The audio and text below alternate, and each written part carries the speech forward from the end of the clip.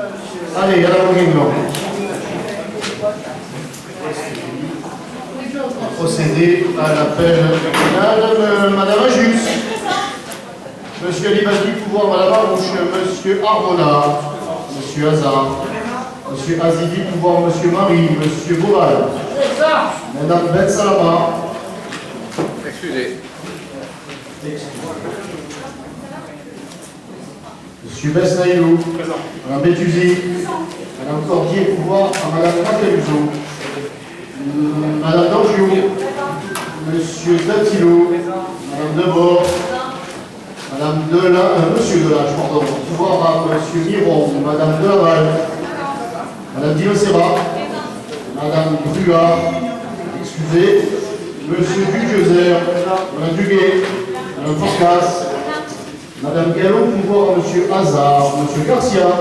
Monsieur Georgie. Madame Graff. Monsieur Miron, Madame Graff, excusez. Madame Arouche. Monsieur Herzala. Pas de nouvelles. Madame Andania. Monsieur Obséquian, pouvoir Madame Conservamade.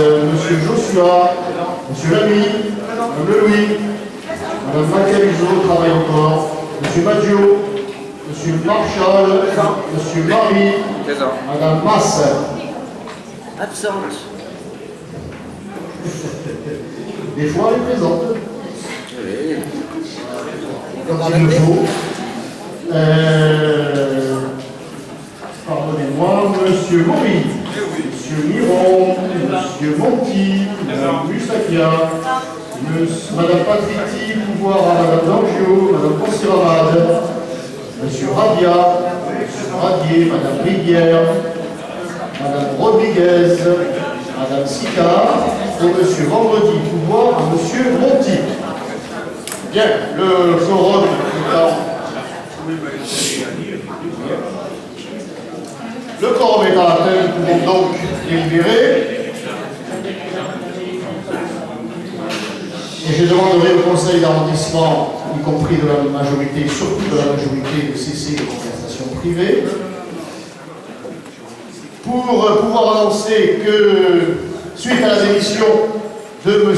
Hérodeau et de Mme Rampal, nous installons dans leur fonction de conseillère d'arrondissement Mme Marie-Laurence Macaluzzo et Mme Roseline Druard, qui arriveront, en tout cas, en ce qui concerne Mme Macaluzzo qui travaille, franchement, qui arriveront en cours de séance.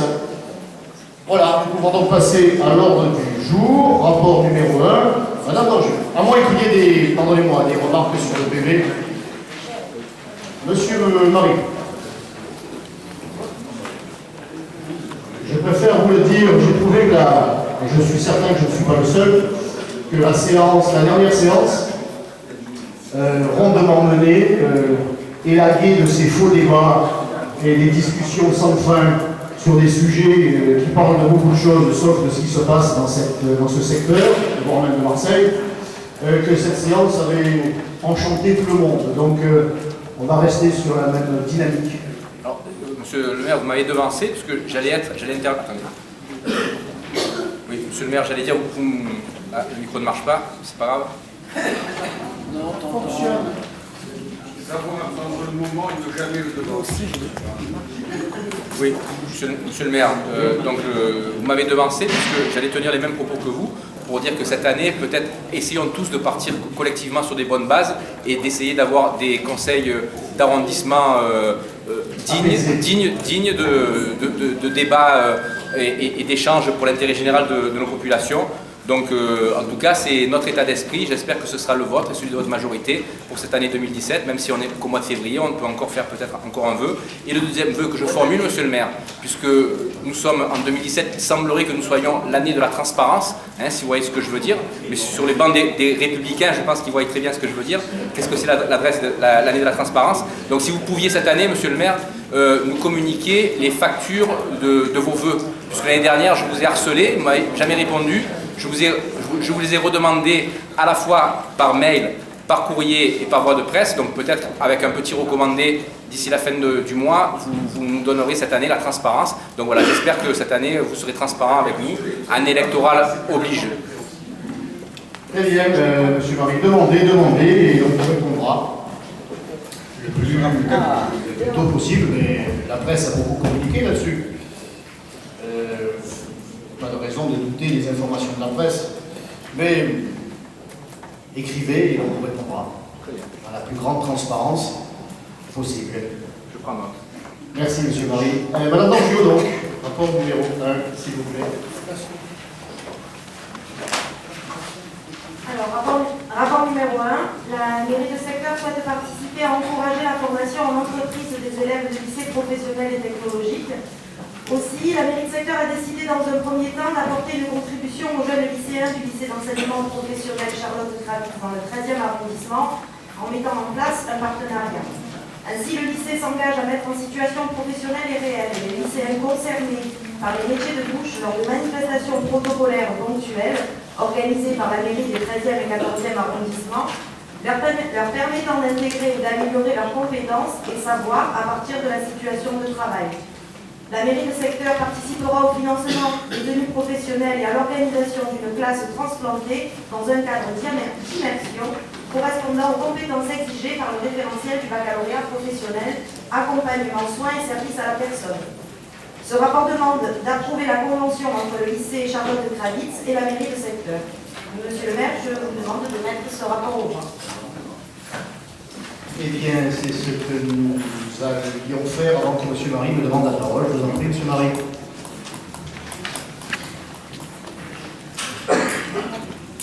Oui, monsieur le maire, j'ai lu avec attention la convention de partenariat et effectivement, c'est une convention qui va dans le bon sens. Je rappellerai. Vous êtes surpris parce que je dis quelque chose de positif?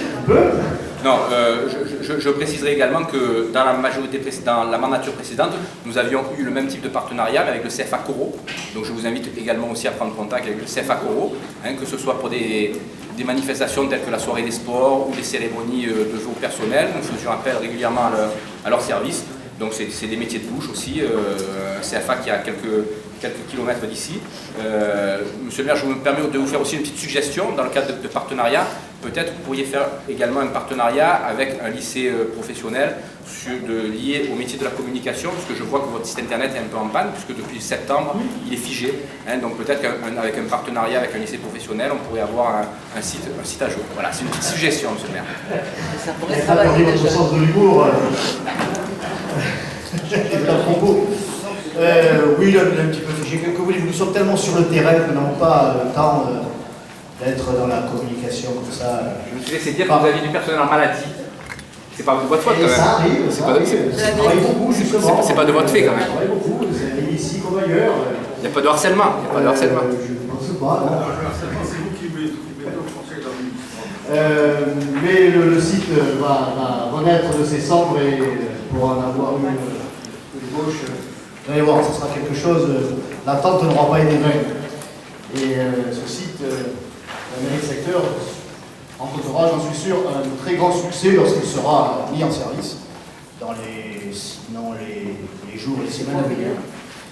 Quant au CFA Coro, écoutez, vous aviez l'habitude de travailler avec le CFA Coro, souffrez que nous fassions autrement. Pour l'instant, rien n'interdit que nous fassions un jour appel à nouveau à ce centre. Et nous avons été enchantés de la participation du CFA, des élèves de Gravitz qui ont fourni le service, on va dire, à l'occasion d'une sortie senior à la station Alexandre. Donc des jeunes élèves qui ont servi comme des véritables professionnels. Et c'est ce qui nous a convaincus de donner suite. Donc je mets ce rapport au voix, qui est pour mettre ça dans la main.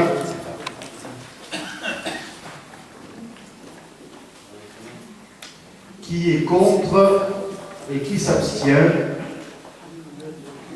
Merci. Encore adopté à la majorité. Rapport suivant, Madame Dangiot.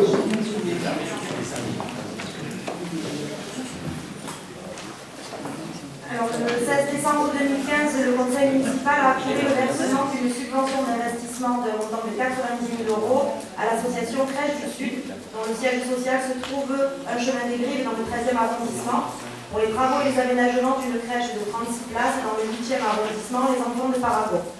Cette subvention a été versée, mais le conseil départemental, après l'ouverture de la crèche, a autorisé l'extension de capacité de la structure à 41 places, soit 5 places supplémentaires.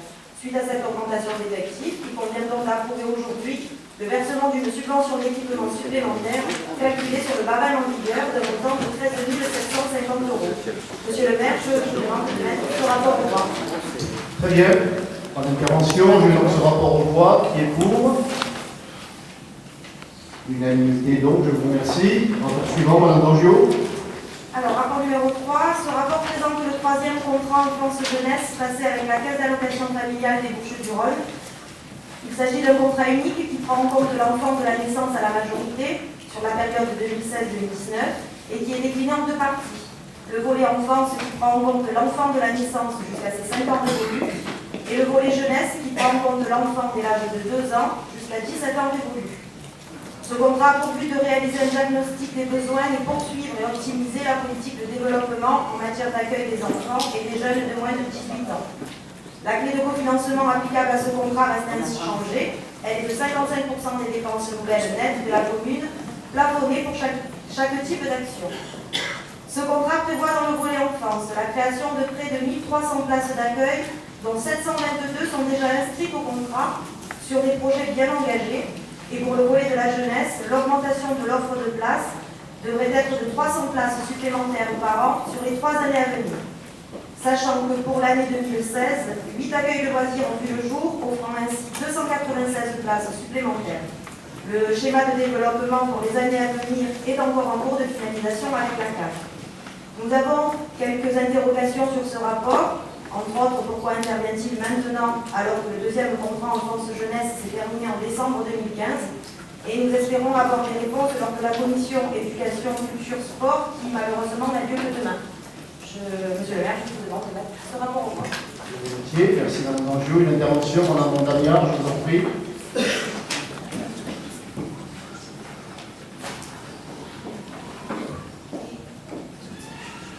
Un micro peut-être.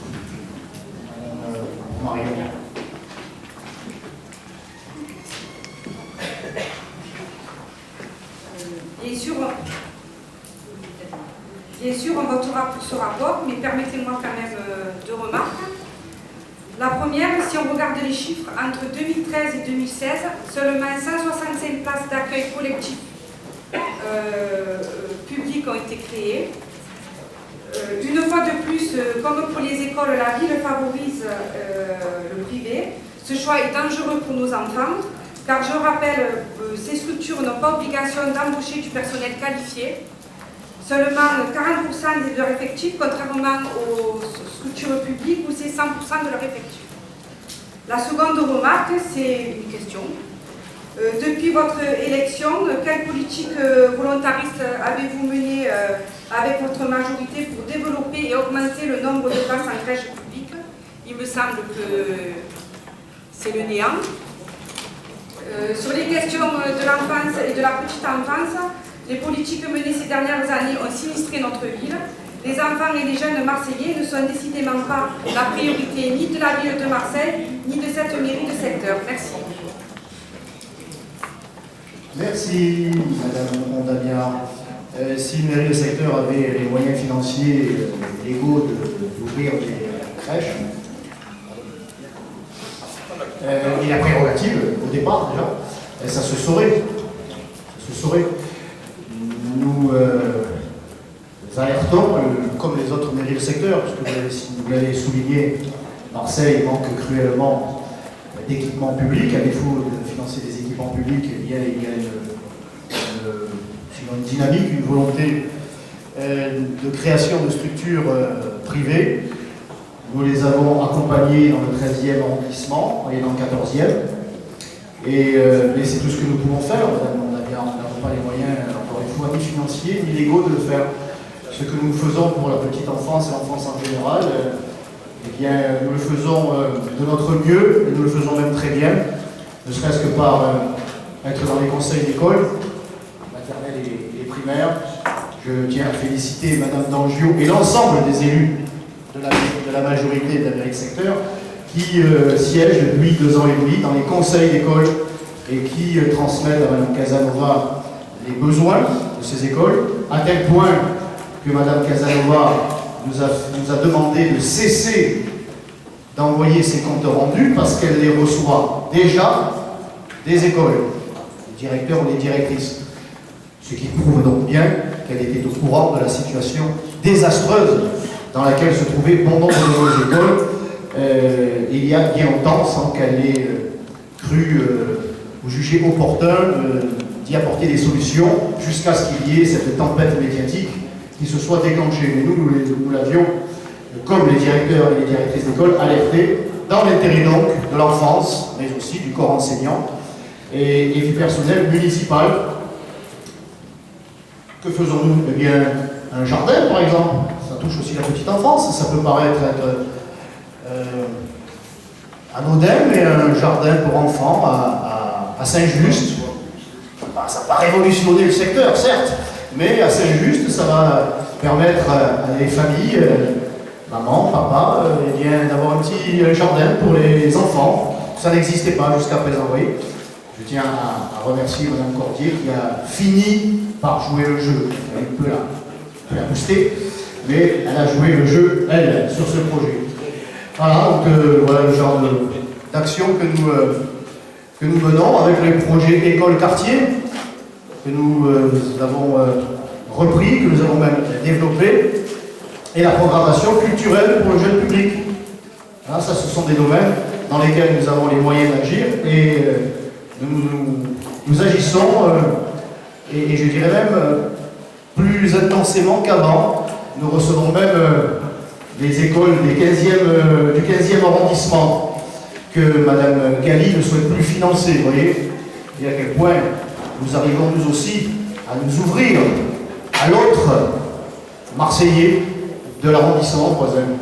Voilà ce que je peux vous dire. Nous menons une action déterminée et forte dans le cadre de nos moyens, dans le cadre de nos prérogatives. J'allais oublier les centres aérés dans lesquels nous investissons beaucoup pour les remettre ne serait-ce qu'aux normes. J'évoquerai le chauffage de notre centre d'animation à Jean Jaurès, et il y aurait tant d'exemples qui démontrent que ces centres qui accueillent la jeunesse ont été laissés à l'abandon depuis des années et des années, au froid ou au chaud, ça dépend des saisons, dans un état de délabrement. Et bien, avec nos modestes moyens, dans les noyaux villageois comme dans les cités, nous faisons notre mieux pour que ces enfants et les jeunes, ou les moins jeunes, soient accueillis dans les meilleures conditions possibles. Nous pouvons passer au vote. Qui est donc pour le manifeste en levant la main? C'est donc l'unanimité, je vous remercie. Rapport suivant le numéro 4, M. Besnaïlou.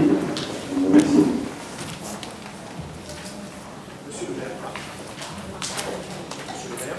Oui, moi je t'entends, mais bien que moi. Monsieur le maire, donc, ce rapport a pour objet l'approbation de 4 conventions de partenariat entre la ville et toujours pas. Monsieur le maire. Je crois que c'est le Monsieur le maire, Monsieur le maire. Ce rapport a donc pour objet l'approbation de 4 conventions de partenariat entre la ville et pour le premier l'Institut IES qui permettra aux enfants déficients visuels de bénéficier d'un programme de sensibilisation à la grille et classique entre janvier et juin 2017. Le second partenariat sera passé avec la ville de Marignane et proposera un concert gratuit le 8 mars 2017. Le troisième partenariat se fera au profit du Centre de la Culture Ouvrière pour un concert gratuit le 10 juin 2017. Et enfin, le quatrième permettra aux enfants en grande difficulté scolaire dans le cadre des dispositifs DEMOS de bénéficier de l'encadrement des musiciens de l'OPM pour 14 rassemblements musicaux au cours de 2017 et 2018, en ayant pour finalité un concert gratuit le 22 juin 2018 à l'Opéra de Marseille. Je précise que toutes ces actions seront compensées financièrement par la dotation du conseil départemental. Merci. Monsieur Marie. Oui, Monsieur le maire, donc je profite de la prise de parole de votre adjoint délégué à l'action culturelle pour l'interpeller, vous-même, hein, c'est vous qui êtes maître de l'ordre du jour bien sûr, sur un dossier culture qui nous est cher, comme vous le savez, le dossier de l'espace culturel Busserine. Parce que je me suis laissé dire, monsieur le maire, est-ce que vous pouvez d'abord nous faire un petit point sur ce dossier? Parce que je me suis laissé dire que vous avez interdit au personnel compétent, connaissant la structure sur le bout des ongles, de participer à l'élaboration du nouveau cahier des charges et avec des réunions de concertation qu'il y avait avec la mairie centrale, et notamment de nombreux points tels que la verrière, l'accueil billetterie, les places de parking, n'allez pas dans le sens de l'intérêt général. Donc est-ce que vous pouvez nous faire un petit point et nous dire si c'est encore une fois des rumeurs ou est-ce que vous avez autorisé l'ensemble du personnel, ou en tout cas les référents techniques de l'espace culturel Busserine à assister aux réunions de concertation et avec le chef de chantier, les chefs de travaux, les chefs de projet de la mairie centrale qui va prendre en charge ces travaux de l'équipement. Voilà. Si vous pouvez nous faire un petit point, monsieur le maire, comme ça au moins on sera tous au même niveau d'information et pas au niveau de rumeurs. Monsieur, la polémique vous manque, hein, dès que les... Monsieur Joshua, vous ne voulez rien ajouter? Ça viendra. Ça m'étonnait aussi. Oh, à son âge, ça vient souvent.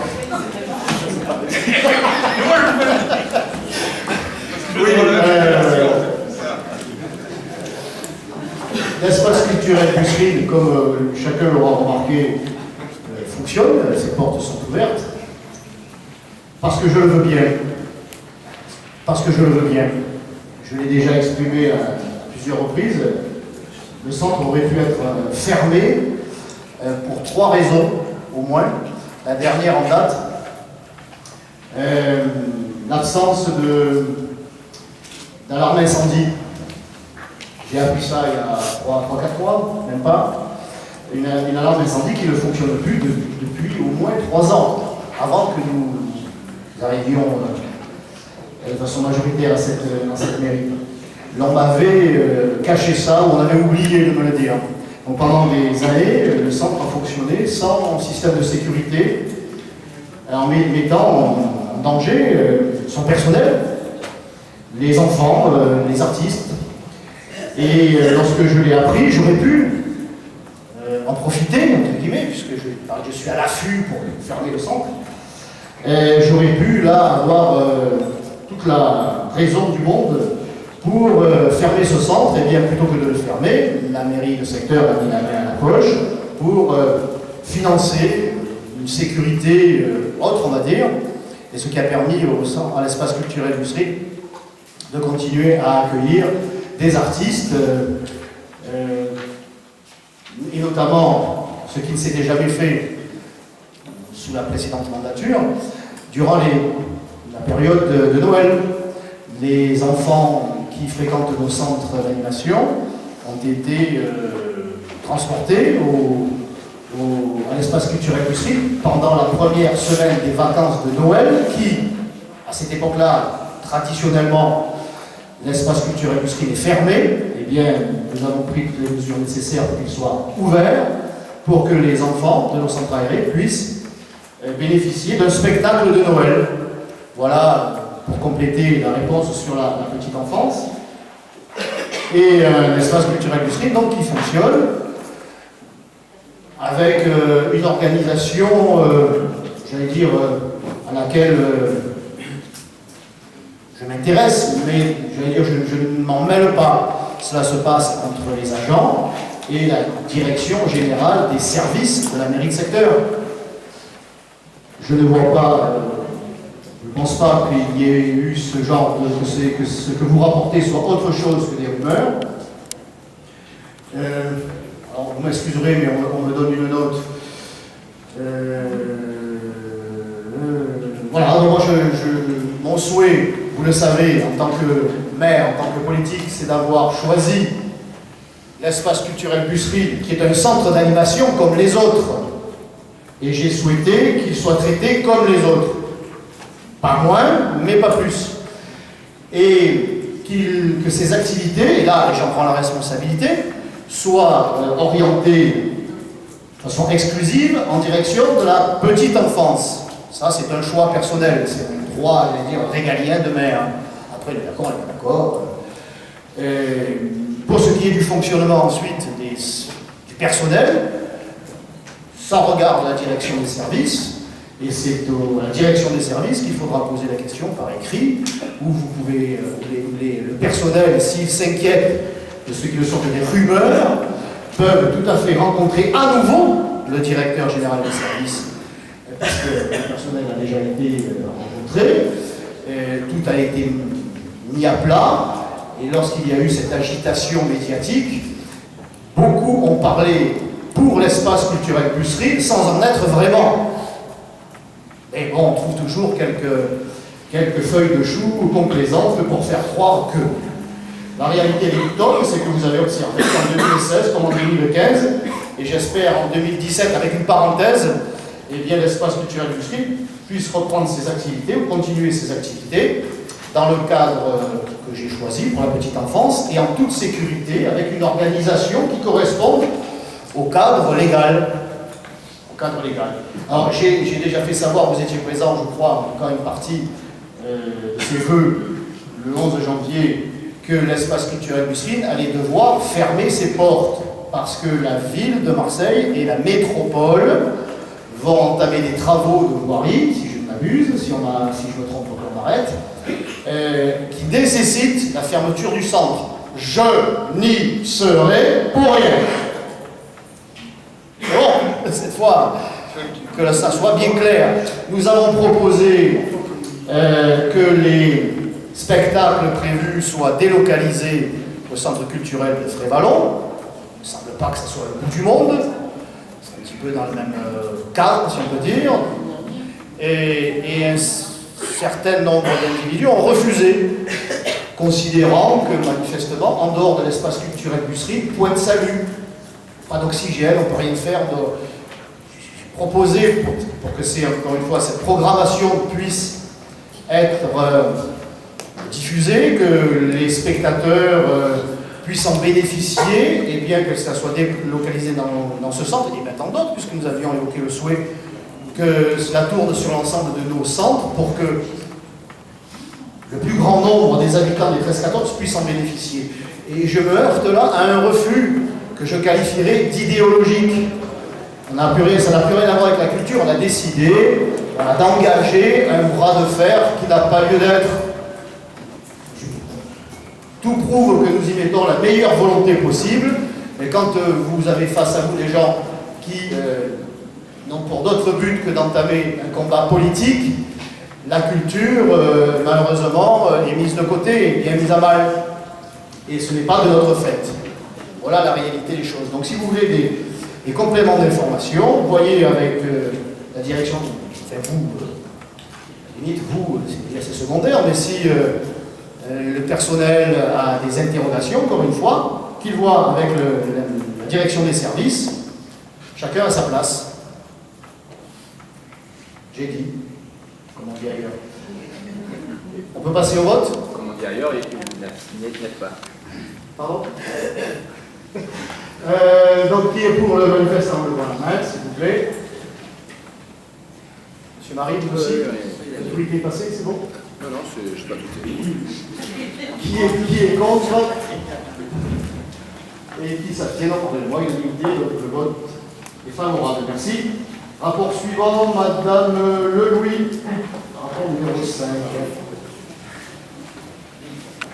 Monsieur le maire, ce rapport a pour objet l'approbation de la nouvelle version de la charte du délégé classé, adoptée lors du CM 26-10-2016 par délibération numéro 15-0776 DDCD. Cette nouvelle version est proposée afin de faciliter les démarches. Cette mesure a pour vocation d'accompagner et soutenir les habitants dans leur initiative de végétalisation des rues. Toute personne désireuse de mettre en place cette végétalisation peut demander à la ville de Marseille une autorisation d'occupation temporaire à voter, intitulée Visa vert et consentie à titre gratuit. Monsieur le maire, je vous demande de mettre ce rapport au vote. Je veux bien. Merci Madame Lelouis. Madame Poncet-Randal. Je voudrais intervenir sur ce dossier. Un micro pour Madame Poncet-Randal, s'il vous plaît. c'est par les pharmacies encore de mai.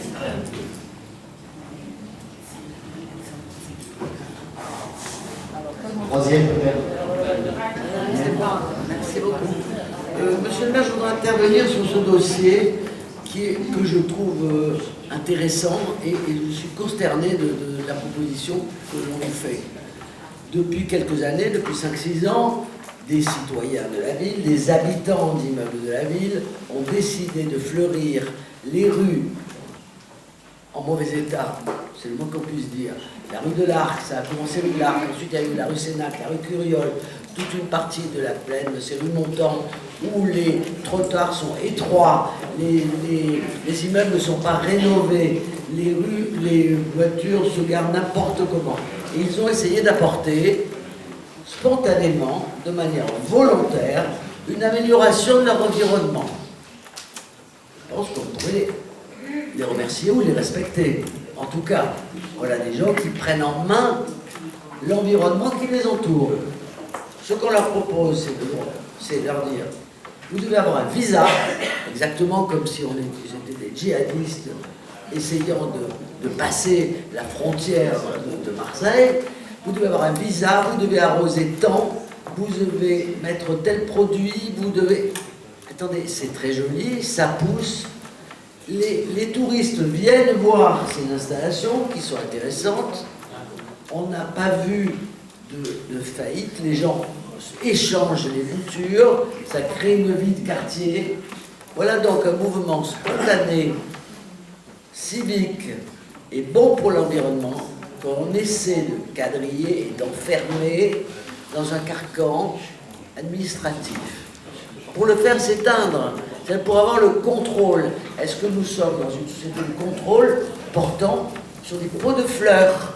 Est-ce que vraiment le danger vient des pots de fleurs? Alors, il s'était passé dans la même rue, on avait eu l'épisode des lapins. Je ne sais pas si vous vous rappelez l'épisode des lapins. Un jour, rue Curiole, on a vu, vous vous en souvenez, je pense, on a eu rue Curiole. Moi, je vous rappelle des crevettes. Je me rappelle des crevettes au parfum obscur.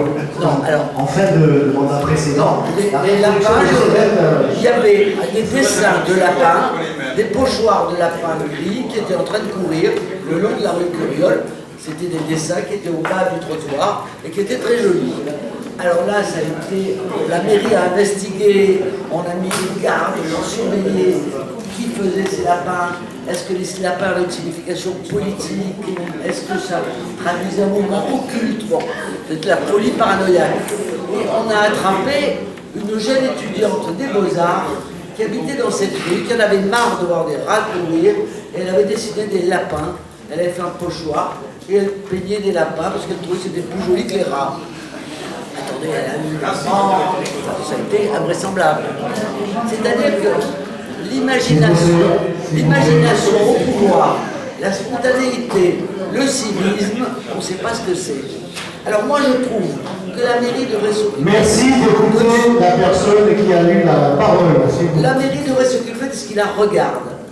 Au niveau de l'urbanisme, des jardins et de l'environnement, nous avons dans cette ville 7 toilettes publiques pour 852 000 habitants. Au moment des matchs, au moment... Et 1 million de croisiéristes. Et 1 million de croisiéristes. C'est-à-dire que quand vous êtes dans le centre-ville, les gens vous posent, première question, où sont les toilettes? Deuxième question, où est-ce que c'est le bar le plus bel de la vie? Voilà. Les touristes cherchent des toilettes. Et on prétend, là, pouvoir participer aux Jeux Olympiques. Alors, je vous signale que Lyon, centre-ville, 400 000 habitants, il y a 120 toilettes. Paris, Géo, non, c'est dans les... Je ne les ai pas comptés, c'est dans les trucs de la ville. Je veux dire, vous avez 6 villes de Lyon, regardez le nombre de toilettes publiques, vous voyez, 120. Nous, on en a 5. Et quand on a fait le jardin du 26e centenaire, quand j'ai dit qu'il va y avoir des enfants, où sont les toilettes? On a dit, ah non, on ne met pas de toilettes parce que les toxicos vont venir se piquer dans les toilettes. Après, on n'a pas d'espace. Alors moi, je vous dis, les toilettes, les aider. Pour les mettre, on les trouve. Donc, je demande, il y a quand même une discordance entre demander un visa, des autorisations à remplir pour envoyer au service des jardins, pour envoyer au service de l'urbanisme, pour obliger les gens à mettre tel engrais, pour obliger les gens à ne pas oublier de remplir d'eau, et le fait de ne pas remplir ses devoirs en termes de santé publique. Donc je voterai contre ce dossier qui met des bombades là où il n'est pas question d'en avoir. Merci. Merci, Madame Bonserraval. Monsieur Biron, pas de projet de WC sur enseigne. Vous pouvez pas compter. Je m'occupe ni des toilettes, monsieur le maire, ni des plantes vertes. Mais c'est important. Parce que quand il n'y a pas de toilette, certaines sont sur les plantes vertes. Et puis du coup, les gars le jaune. Mais je laisse ses spécialités à Madame Bonserraval, je suis sûr que compétente de vous. On a tous besoin de toilettes. C'est important ça. Allez, on passe au vote. Qui est pour? Ah non, on est contre.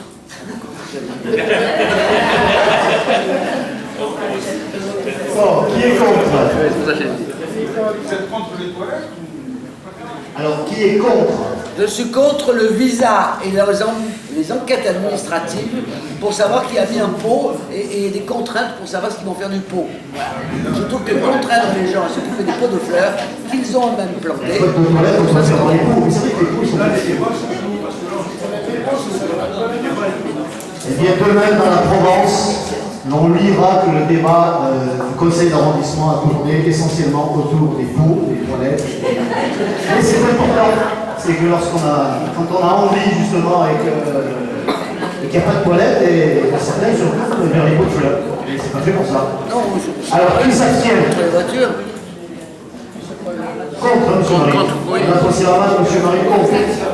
Abstention de monsieur Joshua. Je suis solidaire de ma collègue écologiste. Très bien. Enfin, deux personnes de gauche qui arrivent à s'entendre. On s'est toujours entendu. Oui, mais là, c'est charnel. Ah non, pas du tout. Gravataire majorité, je vous remercie. Rapport suivant, Madame Sicard. 6 donc. Monsieur le maire, mes chers collègues, ce rapport a pour l'objet l'approbation de la garantie municipale à hauteur de 100% pour le remboursement de la somme de 4 408 000 €, représentant le montant total de titres EPAM, c'est-à-dire prêt à l'amélioration du parc, effectué au cours de l'année civile 2016 par Habitat Marseille-Provence-Valais et souscrit auprès de la Caisse des dépôts et consignations.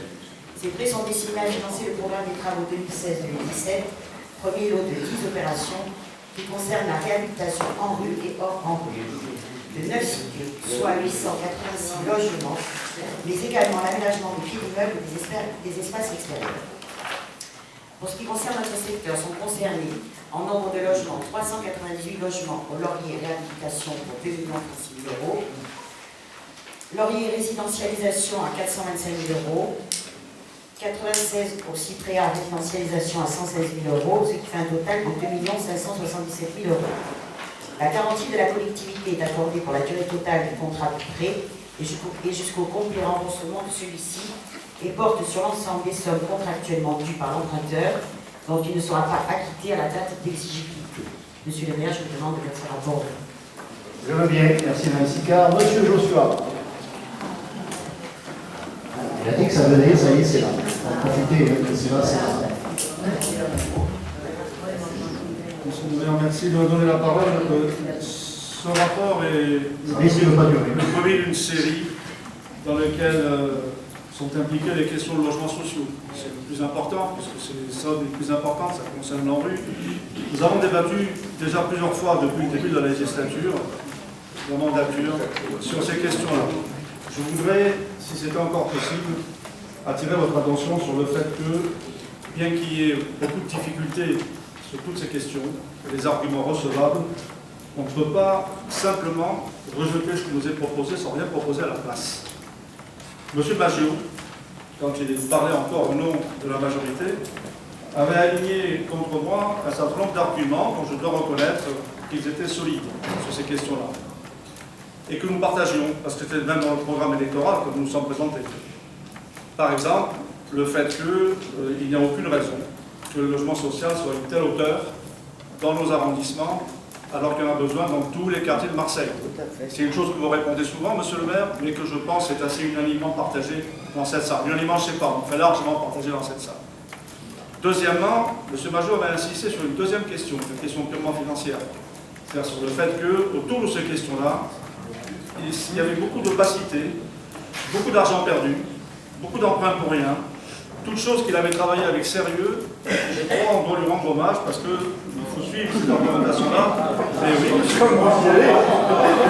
je l'avais fait, monsieur Ravier, je l'avais fait à l'époque, donc c'est pas nouveau. Vous avez déjà reconnu que c'était assez ça. Maintenant, j'en viens à votre position. J'en viens à votre position. Parce que on peut estimer que sur toutes ces questions-là, on s'y est pas bien pris depuis longtemps et qu'on continue à pas s'y prendre bien maintenant. Il n'empêche que les problèmes existent, que les populations existent, que les gens souffrent là-bas. Et la question n'est pas simplement de lever la main pour dire non.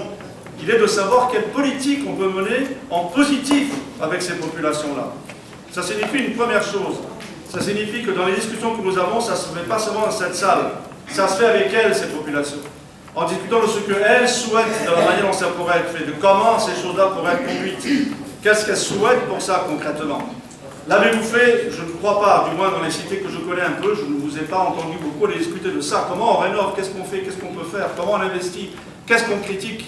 Il faut le faire, parce que sinon ça veut dire quoi? Ça veut dire les situations que nous commençons à connaître dans le monde entier, où il y a des difficultés tellement fortes que l'on dit « je ne le fais pas, je vous méprise, je vous éloigne » et après on est au bord de la guerre civile, comme c'est le cas aux États-Unis en ce moment. C'est ce qui va se passer, monsieur Ravier. C'est ce qui va se passer. C'est ce qui va se passer si on laisse ces questions sans solution. Et si on ne fait que de dire aux gens, écoutez, nous votons contre parce que nous savons qu'il y a telle et telle difficulté, mais on ne résout aucun des problèmes. Alors, il y a une personne dans cette salle qui a l'habitude de dire que les problèmes, vous en servez, mais que vous ne les solutionnez pas beaucoup. Ça vient de M. Miron, je suis désolé, mais pour une fois, M. Miron est tellement mal en point en ce moment, avec tout ce qui se passe, qu'on peut dire aussi à M. Miron que cette formule n'est pas, c'est une formule agréable, voilà, elle est juste. Et je termine sur une chose, parce que je vous dis que ça fait je termine sur une chose, parce que c'est une politique générale que vous avez de ce point de vue-là. C'est une politique idéologique qui ne tient pas compte de la discussion avec les gens telles qu'elles doivent être menées. L'espace culturel du Sud nous a déjà répondu. Mais est-ce que les gens savent que parce que vous vous êtes trompé d'adresse, on a un mois de retard sur le fait que les travaux ne peuvent pas commencer parce que vous vous êtes trompé d'adresse, vos services. Mais vos services sont sous votre responsabilité, monsieur Ravier. C'est une question dont vous ne vous intéressez pas, comment ça se passe. On vous dit là maintenant, il faut aller discuter avec nos services. Quand les gens de l'espace culturel de Surine sont venus dans nos services, ils ont trouvé porte close. Et évidemment, on se trouve devant monsieur le maire qui dit « Retournez voir mes services ». Vous connaissez Kafka, comment on tourne là? C'est comme ça que ça se passe chez vous. Vous n'êtes pas intéressé à ce que pensent certaines parties de la population. Je ne dis pas que c'est général.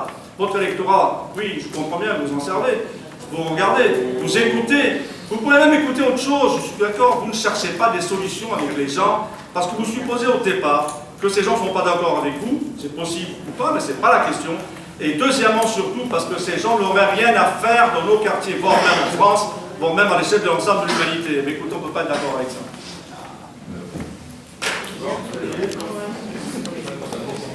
Monsieur Marie, non?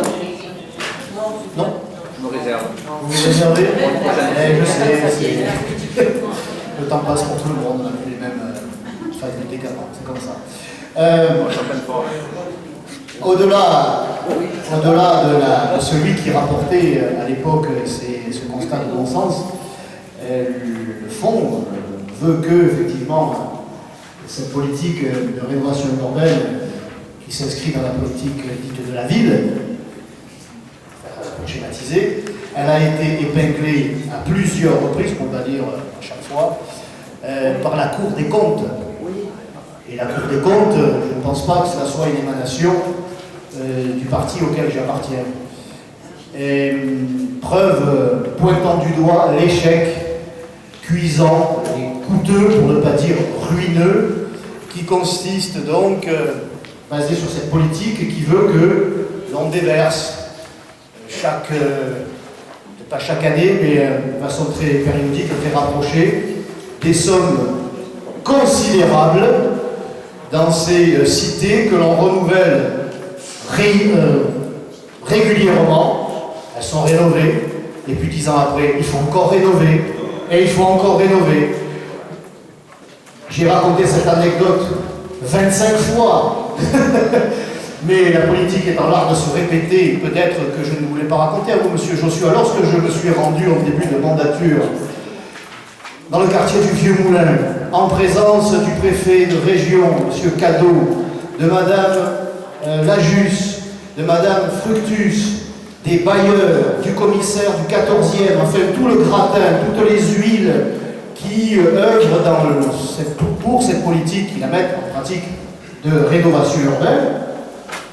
Avant de nous y rendre, le préfet, Cadeau, qui n'est quand même pas n'importe qui est un grand serviteur de l'État, nous a fait savoir, et nous étions en réunion à huis clos, il n'y avait pas de presse, il n'aurait sans doute pas tenu les mêmes propos si le quotidien local avait été présent. Il a ouvert la réunion en nous disant « Je suis très inquiet pour ce programme. Nous avons constaté qu'il y avait au Vieux-Moulin une organisation clanique. Les gitans ont chassé les maghrébins. » J'attendais. Comme vous l'avez raconté une dizaine de fois. Là, la politique est là de se répéter. Et il faut le répéter, il faut faire preuve de pédagogie, parce que M. Joshua est un ancien professeur, mais manifestement, il a perdu cette notion. Le maire de Marseille, et donc je le répète, parce qu'il y a un certain nombre de personnes ici qui ne connaissent pas, je vais dire, cette histoire, c'est fait. On est les mêmes. Et non, il y a d'autres personnes. Ne ramenez pas tout à votre personne, monsieur. Et le préfet de nous faire savoir qu'il avait engagé une sorte de négociation, qu'il avait rencontré le chef des gitans. Ah, très bien. Très bien, dit Madame Ponserrat, qui est pour les négociations. Et ce chef avait fait savoir qu'il était favorable à l'accueil de familles venues de l'extérieur, à condition qu'elles soient gitanes. Moi, je pensais qu'il s'agissait là de la première partie de son propos et qu'il allait nous présenter les solutions pour briser ce communautarisme. Eh bien non. Non. Et puis nous sommes rendus sur place avec Madame Lajus, vous savez, celle qui me fait la leçon, elle aussi, sur le vivre ensemble, etc.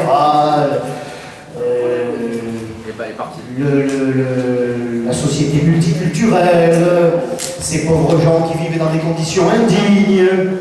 Et puis, elle est passée, comment dirais-je, de l'étude, des graphiques, de la théorie à la pratique, à la réalité.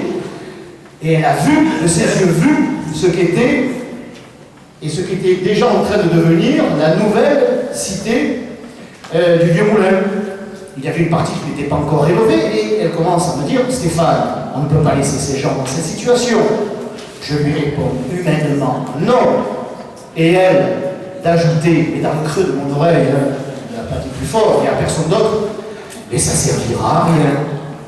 Madame Fructus, hein, quand je l'ai, parce que moi il ne faut pas me confier un secret, je ne sais pas garder les secrets, donc quand je lui ai rapporté au conseil municipal ce qu'elle avait osé me dire dans un élan de sincérité, de vérité mal maîtrisée, elle a nié bien sûr, eh bien elle avait la vérité sous les yeux, et ça l'a choqué. Et moi j'ai demandé à un bailleur combien d'années avaient ces immeubles qui auraient dû être neufs, mais qui ne me semblaient pas l'être. Il m'a regardé comme ça, alors c'était plus le bailleur qui répondait, c'était le contribuable. Et il m'a dit, 2 ans. Et dans quelques années, il faudra lancer un nouveau programme de rénovation. Et il faut qu'on revienne demain avec la police parce qu'il y a une famille qui se sert déjà d'un box pour faire une pizzeria. Anecdote diront certains. M. Ravier fait des amalgames à partir d'un cas programme qui coûtait le plus cher. 180 000 € par logement, parce qu'il y avait là plus d'amiante qu'ailleurs. Que croyez-vous qu'il se soit passé depuis? Rien. On déverse des millions d'euros, on coupera le ruban le moment venu, Madame Fructus en tête, pour dire voyez comme j'ai bon cœur, voyez comme je suis républicaine, comme je suis tolérante, comme je suis pour le vivre ensemble. Pas pour le vivre avec, hein. C'est différent. On coupera le ruban et on rentrera chez soi avec le sentiment du devoir droit-de-l'homiste accompli, de la tolérance, de l'ouverture, etc., etc. Et la situation aura déjà commencé, car elle a déjà commencé à se dégrader. Mais des millions d'euros des contribuables auront été jetés par la fenêtre pour satisfaire la bonne conscience de ceux qui prônent la religion laïque et obligatoire du vivre ensemble. Bon, la réalité, elle est tout autre. Ces millions d'euros sont gaspillés. Ces familles dont vous me parlez, monsieur Joshua, eh bien moi je les invite, pour certaines d'entre elles, à prendre conscience que cette rénovation, c'est le fruit du sacrifice des contribuables français, ou pas français, des contribuables qui vivent en France, on va faire plus global, et qui se saignent, qui sont saignés, et que ces familles doivent faire l'effort de respecter le bien commun, ou faire place nette. Moi j'ai grandi, alors c'est pas une cité, à la Morelette. Vous connaissez la Morelette? Bon. Quand je vois ce que la Morelette est devenue, elle a été saccagée de l'intérieur. C'est pas pour des raisons sociales, pour des raisons de perte d'emploi, pour des discriminations supposées. Il y a là des attitudes de la part de trop nombreuses familles qui consistent à saccager les halls d'immeubles, les boîtes aux lettres, à casser les vitres, à tomber les murs, à vivre à 25 dans un détroit, évidemment, qu'on ne peut que dégrader. Je ne dis pas que tout le monde, que toutes les familles font ça. Il y a de trop nombreuses familles qui font, on ne paye pas ses charges, on ne paye pas ses charges, donc il n'y a plus d'entretien, évidemment, etc., etc. Donc il y a aussi une pédagogie dont il faut faire preuve, plutôt que d'être dans l'excuse permanente, que de dire à ces familles, mais vous n'y êtes pour rien, vous êtes victime de la société, on va encore vous aider, on va encore vous donner, on va encore vous assister. Il faut les responsabiliser aussi. Je dirais même d'abord. Il faut d'abord les responsabiliser en leur faisant prendre conscience qu'ils ont la chance, qu'elles ont la chance de bénéficier de la solidarité nationale. Et elle est de plus en plus coûteuse, précieuse, parce que nos compatriotes, pour 9 millions d'entre eux, vivent en dessous du seuil de pauvreté. 25% des Marseillais vivent en dessous du seuil de pauvreté. Cette municipalité nous répète que lorsqu'elle est arrivée aux affaires en 1995, le taux de chômage était de 21% et qu'elle l'a fait baisser à 12%. Elle oublie de compléter par cette deuxième statistique qui veut qu'elle a transformé les chômeurs en pauvres, un quart des Marseillais qui vivent en dessous du seuil de pauvreté. Il est certain que lorsque l'on continue à accueillir toute la misère du monde, ça ne peut qu'aggraver la situation, en plus de notre système économique qui fabrique des pauvres. Eh bien, nous en importons, comme si nous n'avions pas déjà assez de pauvres comme ça. Eh bien, c'est tout effectivement une réflexion à mener. Eh bien, en tant que maire et sénateur, il est de mon devoir de prendre, comme vous tous, mes responsabilités. Eh bien, je les prends. Je dis que maintenant, ça suffit. Ça suffit de gaspiller l'argent du contribuable, et il est vrai, pour compléter, parce qu'il est gaspillé, encore une fois, et il est vrai que dans notre secteur, 47% des logements sont des logements sociaux. Il me semble que nous sommes de très bons élèves, d'excellents élèves même, ce qui permet au maire de Marseille de dire que Marseille est bon élève. Marseille est bon élève parce que les quartiers nord, et j'inclurai notre collègue maire des 15e et 16e arrondissements, sans oublier les 2e et 3e arrondissements à vos souhaits pour la Conservade. Je vois que vous devenez allergique à mes discours fleuves, mais ça, vous voulez, quand on est dictateur, c'est comme ça. Et il y a ces trois secteurs que l'on englobera et que l'on dira qu'il s'agit là des quartiers nord, qui sont d'excellents élèves, pendant qu'il est vrai que dans le 1-7, dans le 6-8, dans le 4-5, de vivre ensemble, on est pour les plus loin.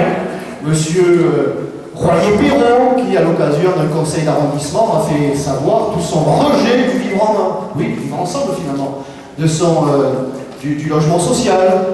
C'est bien, il nous fait la leçon lui aussi de temps en temps au conseil municipal. Mais au conseil d'arrondissement, il a là ses électeurs, alors, double discours. Il n'en veut pas non plus.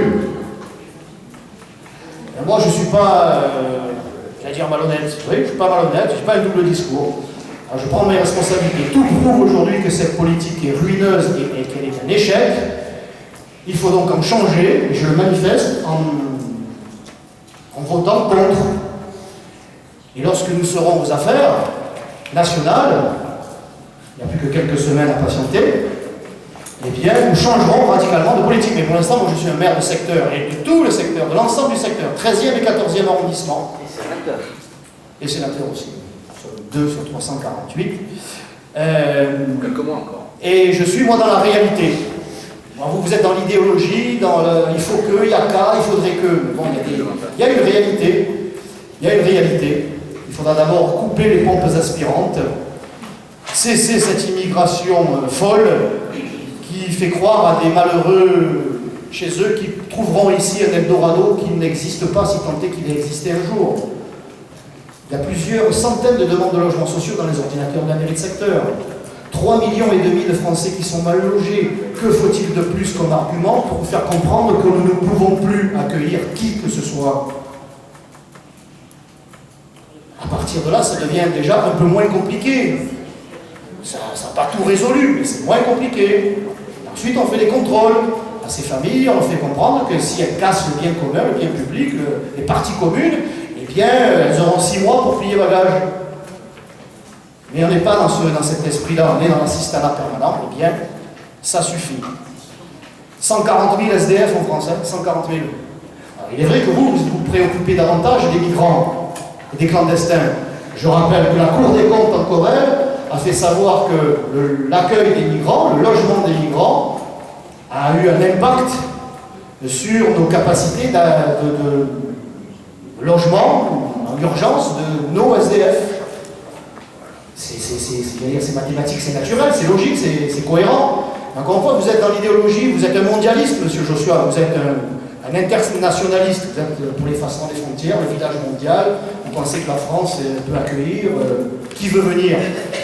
C'est mentir aux gens, et c'est créer de la misère sur laquelle vous essayez de prospérer. Et la misère, mesdames et messieurs, à droite comme à gauche, c'est vous qui la créez. C'est quand même vous qui êtes au pouvoir depuis toujours. Et là, vous, le Front National, Stéphane Ravier, vous jouez sur les peurs et vous prospérez sur le malheur des gens. Qui a créé ce malheur? Changer de politique et créer du bonheur. Et vous n'entendrez plus jamais parler de nous. Vos choix se perdent dans l'idéologie, sont puisés dans l'idéologie et démontrent jour après jour que c'est un échec, mais vous ne débordez pas, vous allez plus loin chaque fois.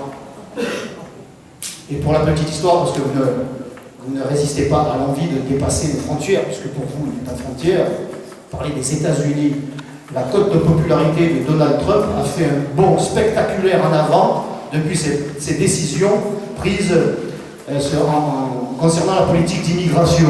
Ne dites pas n'importe quoi, c'est pas parce qu'il y a quelques agités qui manifestent, ils ont le droit, hein, qu'il faut faire croire que le peuple américain s'est levé contre son président. Ce n'est pas vrai.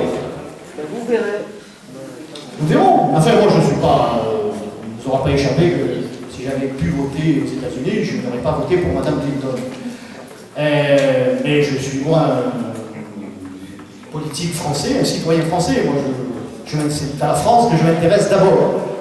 Il ne me choque pas que le président américain se préoccupe de ses concitoyens d'abord, comme les Britanniques, comme les Italiens, comme les Russes.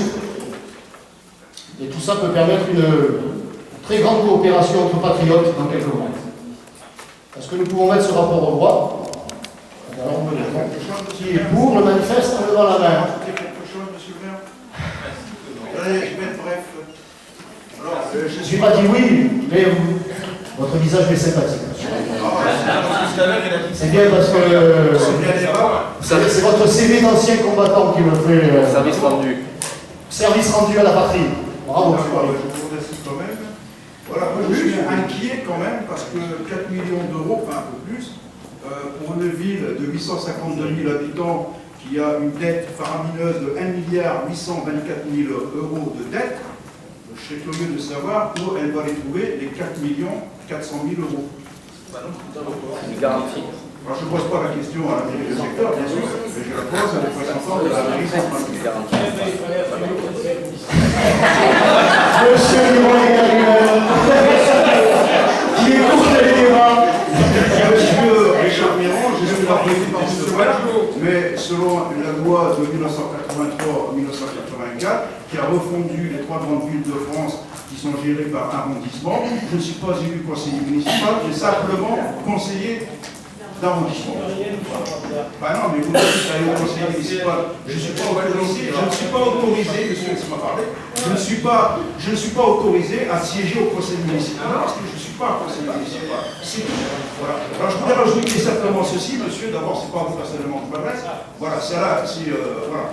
Je voulais simplement rappeler qu'une ville comme Hyères-les-Palmiers, par exemple, qui a une superficie de 132 km² pour à peine 50 000 habitants.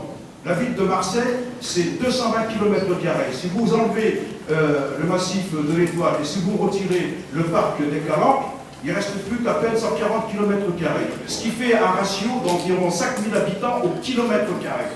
Alors que là-bas, à Hyères-les-Palmiers, il y a à peine 400 habitants au kilomètre carré. Alors moi j'estime qu'il faut en arrêter avec la construction des logements sociaux. Et moi ce que je demande, c'est plutôt que d'aller construire des usines en Chine ou bien construire des usines de l'autre côté de la Méditerranée, comme a fait Renault, je n'entrerai pas dans les détails, moi je serais pour délivrer des permis de construire et y aménager des zones industrielles ici à Marseille. Ce n'est pas des logements sociaux que manque la ville de Marseille, c'est surtout des emplois. Mais quand je parle d'emploi, ce n'est pas une petite buvette de quartier. Moi, je pense que ce sont des industries pétrochimiques, ce sont des usines de construction automobile, c'est des usines qui vont créer des 15 000, des 20 000, des 40 000 emplois. Voilà ce qu'a besoin la ville de Marseille. Ce n'est pas de logements sociaux, parce que trop de logements sociaux tuent le social. Et la ville de Marseille, après la ville de Paris, c'est l'une des villes où les impôts locaux sont les plus élevés. Voilà. Alors je pose la question, je la renouvelle encore, 1,8 milliard d'euros, si jamais la ville de Marseille est tenue de verser les 4 millions d'euros, où allez-vous les chercher? Voilà, monsieur le maire, merci de m'avoir donné la parole. Mais ce fut... Et je tenais à rajouter que depuis 2 ans et demi, c'est la première fois que je prends la parole. Pardon voilà. Depuis 2 ans et demi que je suis élu, c'est la première fois que je prends la parole au conseil d'arrondissement. Oula, c'est un caillou là. Encore une fois, demandez, vous obtiendrez. Je me souviens quand même que M. Radia ait pu présenter quelques rapports, mais s'il n'y a pas à augmenter. Bon, écoutez, le passé, c'est le passé, ça ne s'oublie pas. Croyez-moi, je ne l'oublie pas. Mais bon, non, il faut aller un petit peu de l'avant. Il s'agit, je ne vais pas me faire l'avocat de la mairie centrale, mais il s'agit d'une garantie d'emprunt. Hein, la mairie, sous Miron. Non. Allez, pour une fois, j'ai écouté M. Miron. Je me tais. Allez, on passe au vote. Vous voulez répondre? Allez, je vous en prie. Monsieur le maire, mes chers collègues, M. Radia, c'est une garantie d'emprunt, on n'a pas de chèque à faire. On dit juste que si l'autre ne paye pas, on payera. Pour l'instant, ils ont tous payé, ils continuent à payer. Donc, continuez à être optimiste et je suis certain que ça va fonctionner. Voilà, M. Radia. Merci pour cette intervention courte et précise. Et donc le rapport est mis au voix. Qui est pour 1, 2, 3, 4, 5. Qui est contre? Oui, monsieur Radia, je vous ai vu. Je vous vois. Le front canal historique et le front canal dissident. Ben, c'est plutôt le canal Ségolène Royal, si j'en crois ce que j'ai entendu de la bouche de monsieur Radia interviewé sur une radio. Il en appelle à une candidature à la présidence de madame Ségolène Royal. Avouez qu'il a fait du chemin, idéologiquement. Et abstention. Le rapport est donc rejeté. Rapport suivant, le numéro 7, monsieur Duciozer. C'est moi qui avais 13.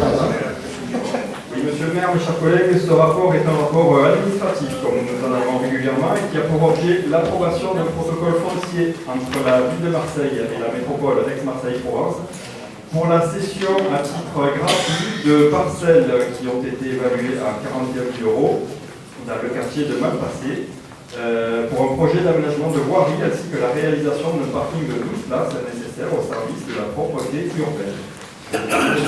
Monsieur le maire de bien vouloir mettre ce rapport au vote. Qui est pour unanimité? Bravo. Merci. Rapport suivant, le numéro 8, monsieur Aziz.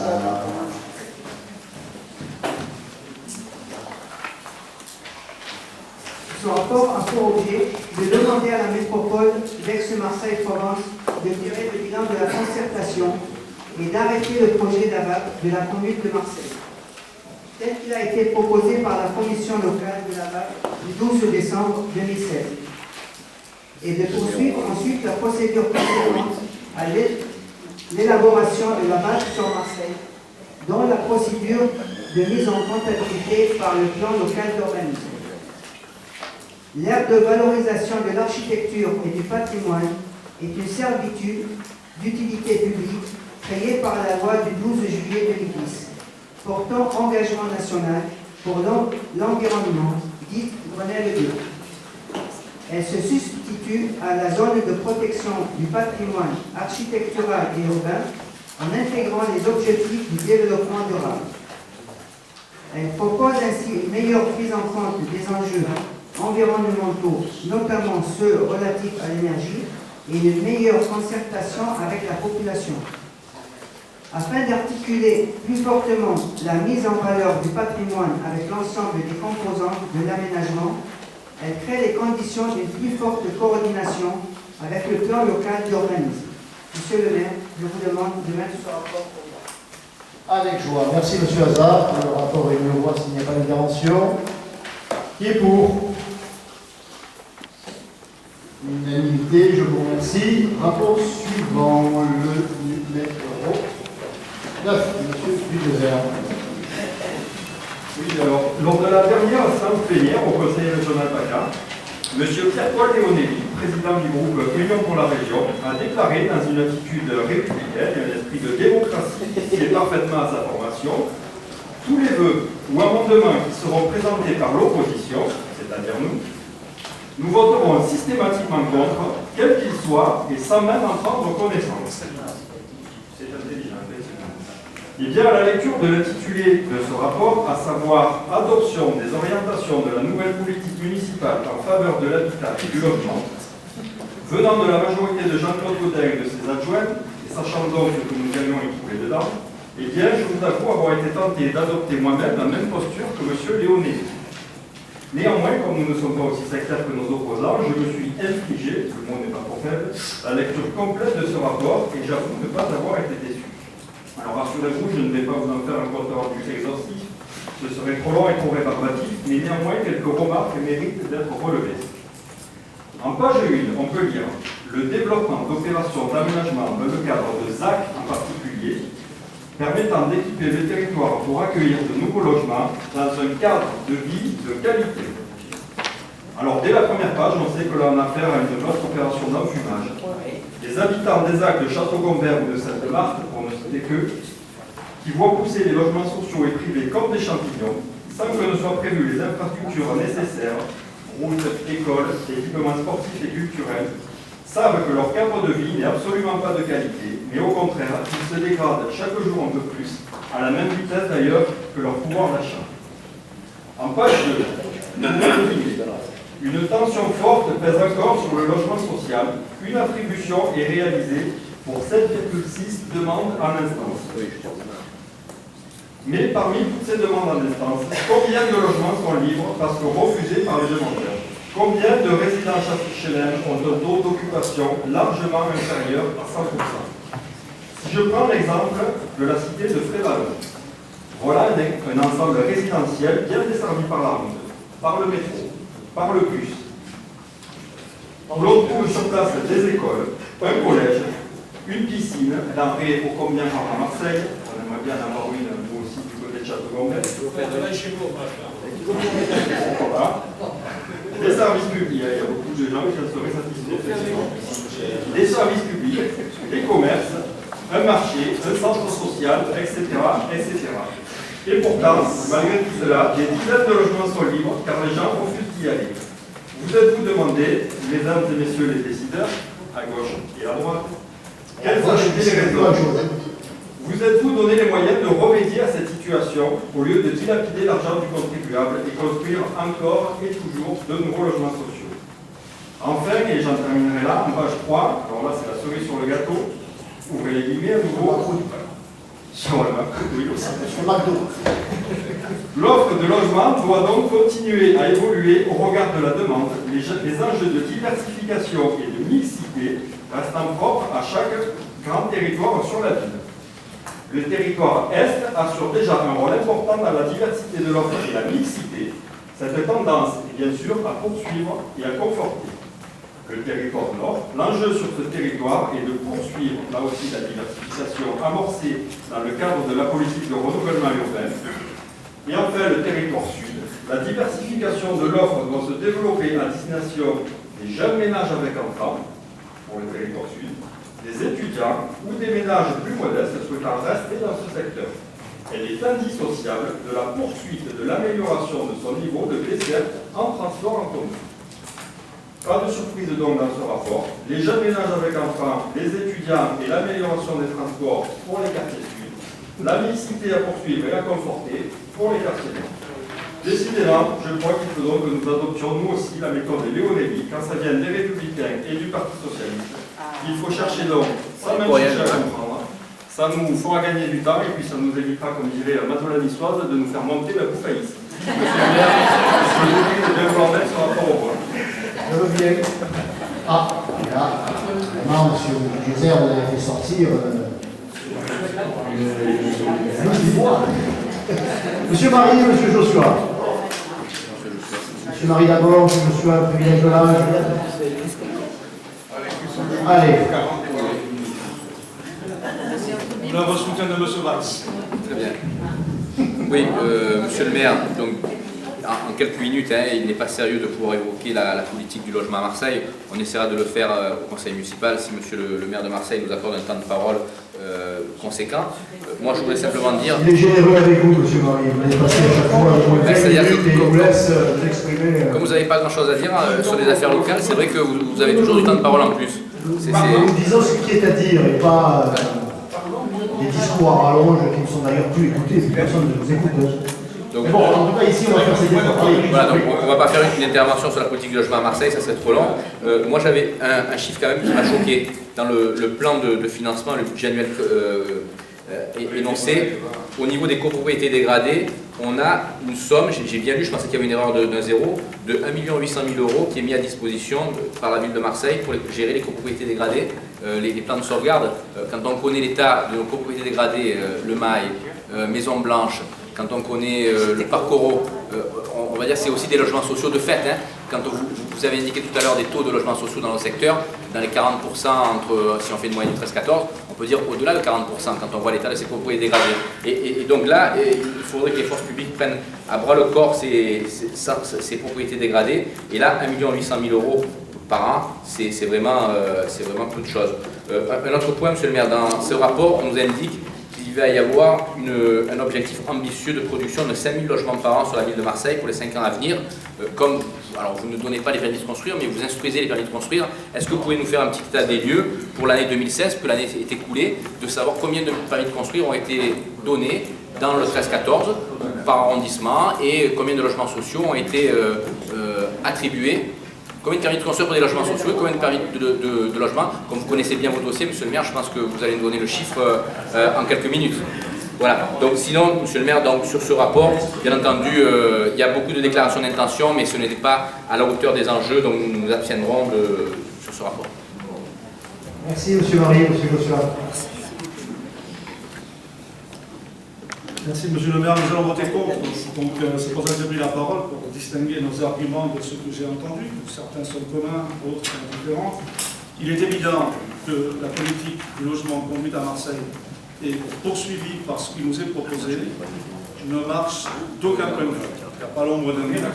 Pour au moins les questions qui ont été rappelées, c'est-à-dire la question, on ne peut pas réfléchir à ces questions-là sans réfléchir en même temps que sur la question du transport.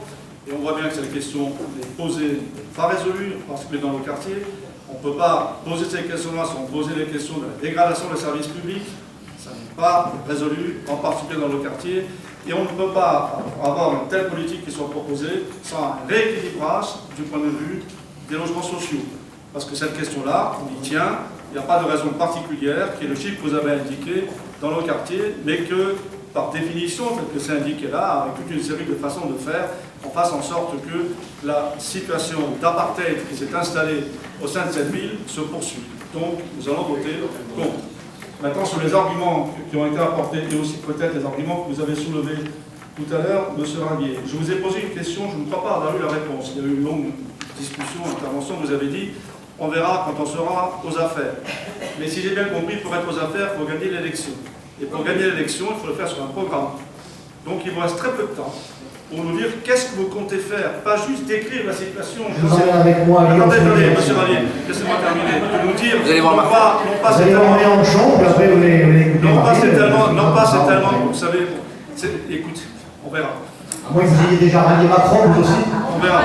M. Rabier, laissez-moi terminer sur ça. Je vous dis, ça fait maintenant 2 ans et demi que vous faites, vous avez raconté plusieurs fois, mais d'accord, la pédagogie, c'est là de répéter souvent, répétons souvent, mais au bout d'un moment, il faudra savoir ce que vous comptez faire, pas seulement la description, ce que vous comptez faire, pas seulement le négatif, mais aussi le positif. Et l'argument que vous avez donné, qui est tout à fait classique de votre parti, et de la façon de faire, qui est le même que celui de la Cour des comptes, là vous avez raison. La Cour des comptes, elle va regarder ce qui se passe pour les SDF, et puis ce qui se passe pour les migrants. Est-ce que vous savez, M. Rabier, que dans ce pays, on a beaucoup dit qu'à l'échelle internationale, 8 personnes à peine disposaient du patrimoine de la moitié de l'humanité. C'est de l'argent. Et chez nous, 18 personnes les plus riches disposent de 40% du patrimoine que nous avons.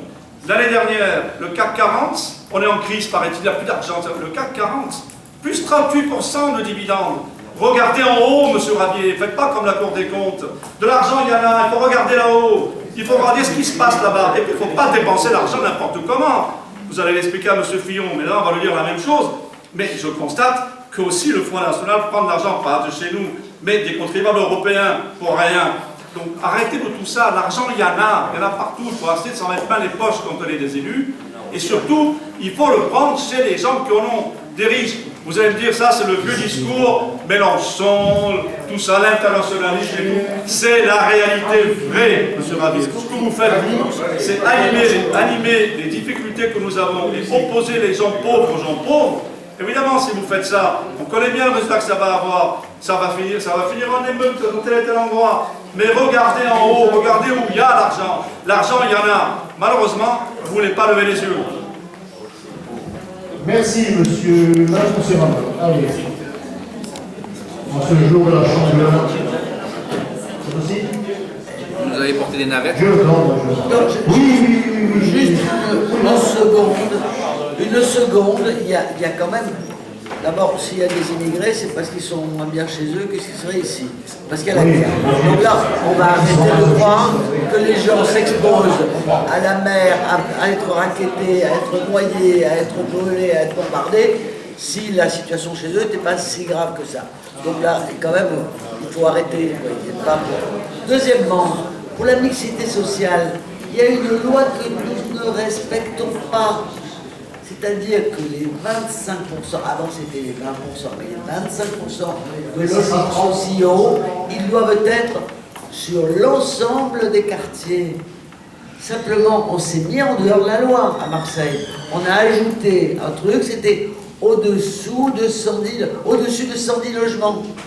Et qui n'existe pas dans la loi. C'est un truc qui a été adopté par le conseil municipal, qui n'existe pas dans la loi. Alors, moi, je ne cite pas forcément des villes mirobolantes, mais des villes un peu comme nous, Lyon. Bon, je vous ai cité Lyon pour les toilettes publiques. Je vous cite Lyon pour les logements. Le maire, il a décidé que les logements sociaux, avant c'était 20%, maintenant c'est 25%. Toutes les fois qu'il se construit un immeuble dans Lyon, il dit au promoteur, vous aurez le permis de construire, mais il me faut 25% de logements sociaux dans votre immeuble. Il y a eu un peu de grognement au début, qui ont duré quelques mois, et ça a été fini. À Lyon, les logements sociaux sont dans tous les quartiers. C'est-à-dire que quand il y a 20 logements, il y en a 5 qui sont des logements sociaux. Et les promoteurs, ils s'en foutent, hein, les promoteurs, ils sont payés par la mairie pour faire le logement social. Et donc, il y a une mixité sociale à Lyon qui est simplement, je n'allais pas dire que le maire est un génie, mais peut-être un peu plus intelligent que les autres. le maire de Lyon, le pauvre, il se plaint, il gagne que 4 000 € par mois. Il n'arrive pas à joindre les deux bouts, M. Brou. Vous n'avez pas entendu cette petite affaire en raison de son absentéisme au Sénat? Il n'a que 4 000 € par mois et il a du mal. Monsieur Miron. Monsieur le maire, mes chers collègues, je voudrais, M. Bulldozer, remettre en cause quand même votre méthode, hein, en tout cas la dénoncer. Parce que vous faites état, dans la lecture d'une partie de la délibération, d'un certain nombre de points. Je laisserai ma collègue d'ailleurs, Alex Futus, vous répondre au conseil municipal sur le contenu. Et vous dites sur le territoire nord, l'enjeu sur ce territoire est de poursuivre la diversification amorcée dans le cadre de la politique de renouvellement urbain. Et vous oubliez la phrase suivante, et c'est peut-être voulu, mais j'en suis sûr. Son positionnement géographique devient central à l'échelle de la métropole, ce qui constitue une opportunité à saisir pour renouveler sa dynamique. Je crois que les choses sont claires, qu'elles ne vous conviennent pas. C'est normal, évidemment, que vous êtes contre tout ce qui va bien. Donc, vous ne pouvez pas être contre cette nouvelle dynamique proposée. Par contre, je vous invite bien à aller jusqu'au bout, quand on fait une lecture, faites la lecture jusqu'au bout, même si elle ne nous arrange pas. Ou alors, vous prévoyez d'exposer les choses autrement. Ça, c'était pour le premier point. Puis pour le deuxième point, si vous voulez voter contre toutes les délibérations, moi je vous encourage à le faire. Et puis ça vous évitera comme ça de vous écouter, élucubrer sur un certain nombre de choses, et en tout cas, donner qu'une partie de ce qui est écrit dans les délibérations. Je crois que là, vous savez faire. J'ai compris. Merci, Monsieur Miron, enfin Messieurs Miron, Joshua et Marie, qui manifestement sont tous favorables à ce que cette politique de logement se développe, en particulier dans nos quartiers, sous le prétexte que notre territoire serait au centre de la métropole. Ça rassurera beaucoup les habitants de nos noyaux villageois ou la périphérie. Ils pourront dormir tranquilles désormais. La dynamique de l'urbanisme, de l'urbanisation s'inscrit dans cette volonté de la métropole que de se développer. Ça ne fera ni chaud ni froid aux habitants qui sont, par l'intermédiaire des associations, et en particulier des CIQ, sont tous les CIQ, sans exception, qui ne font pas de politique, nous le savons, elles sont tous contre les nouvelles programmations de logements sociaux. Tous.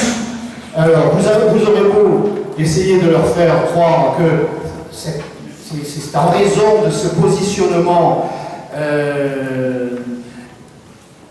au cœur de la métropole qu'ils ont la chance d'être sur ce territoire-là.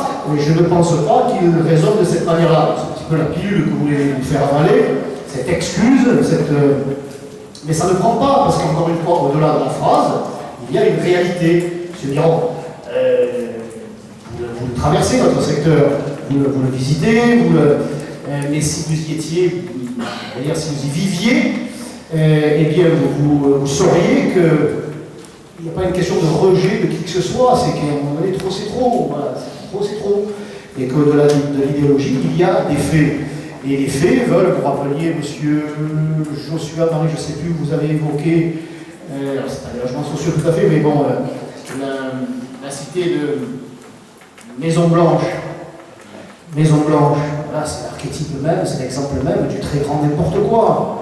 Je ne sais pas, on vit à 10, à 15, à 20 dans un appartement, il n'y a aucun contrôle des services sociaux, je ne parle même pas des services de la police de l'air et des frontières, où là, l'immigration clandestine est chez elle, et où le style de vie, le mode de vie ne correspond pas à ce que nous attendons, à ce que nous sommes nous, à ce que nous vivons nous. C'est très grand n'importe quoi, et il n'est pas étonnant dans ces conditions. C'est vrai qu'il y a des marchands de sommeil, on accueille là, des familles venues de loin, et encore une fois sans aucun contrôle, et encore moins dans leurs agissements quotidiens. Et c'est des appartements, effectivement, et des parties communes qui sont saccagées, il faut le voir. Il faut le voir, il ne faut pas simplement en parler qu'en parler, il faut le voir pour le croire. Et alors, si vous arrivez à pénétrer dans les lieux. Si vous arrivez à pénétrer dans les lieux, parce qu'il y a évidemment des nouveaux douaniers, parce qu'il n'y a plus de frontières entre les nations, il y a des frontières entre les quartiers. Et pour permettre à cette économie qui n'est plus souterraine, qui est l'économie tout court, et qui empêche des centaines de cités d'exploser, c'est-à-dire l'économie de la drogue, et bien pour lui permettre de continuer à prospérer, il y a donc des douaniers là, hein, et bien il est très difficile de pénétrer dans ces cités. On nous a décrit, vous avez raconté ça, qu'il y avait une volonté de faire les travaux à la cité Campagne d'Évêque. Je ne sais plus si c'était dans l'eau, l'électricité, ils n'ont pas pu agir, ils n'ont pas pu faire les travaux prévus parce qu'il y avait les douaniers, et là, on ne franchissait pas la frontière. Ici, on est chez nous.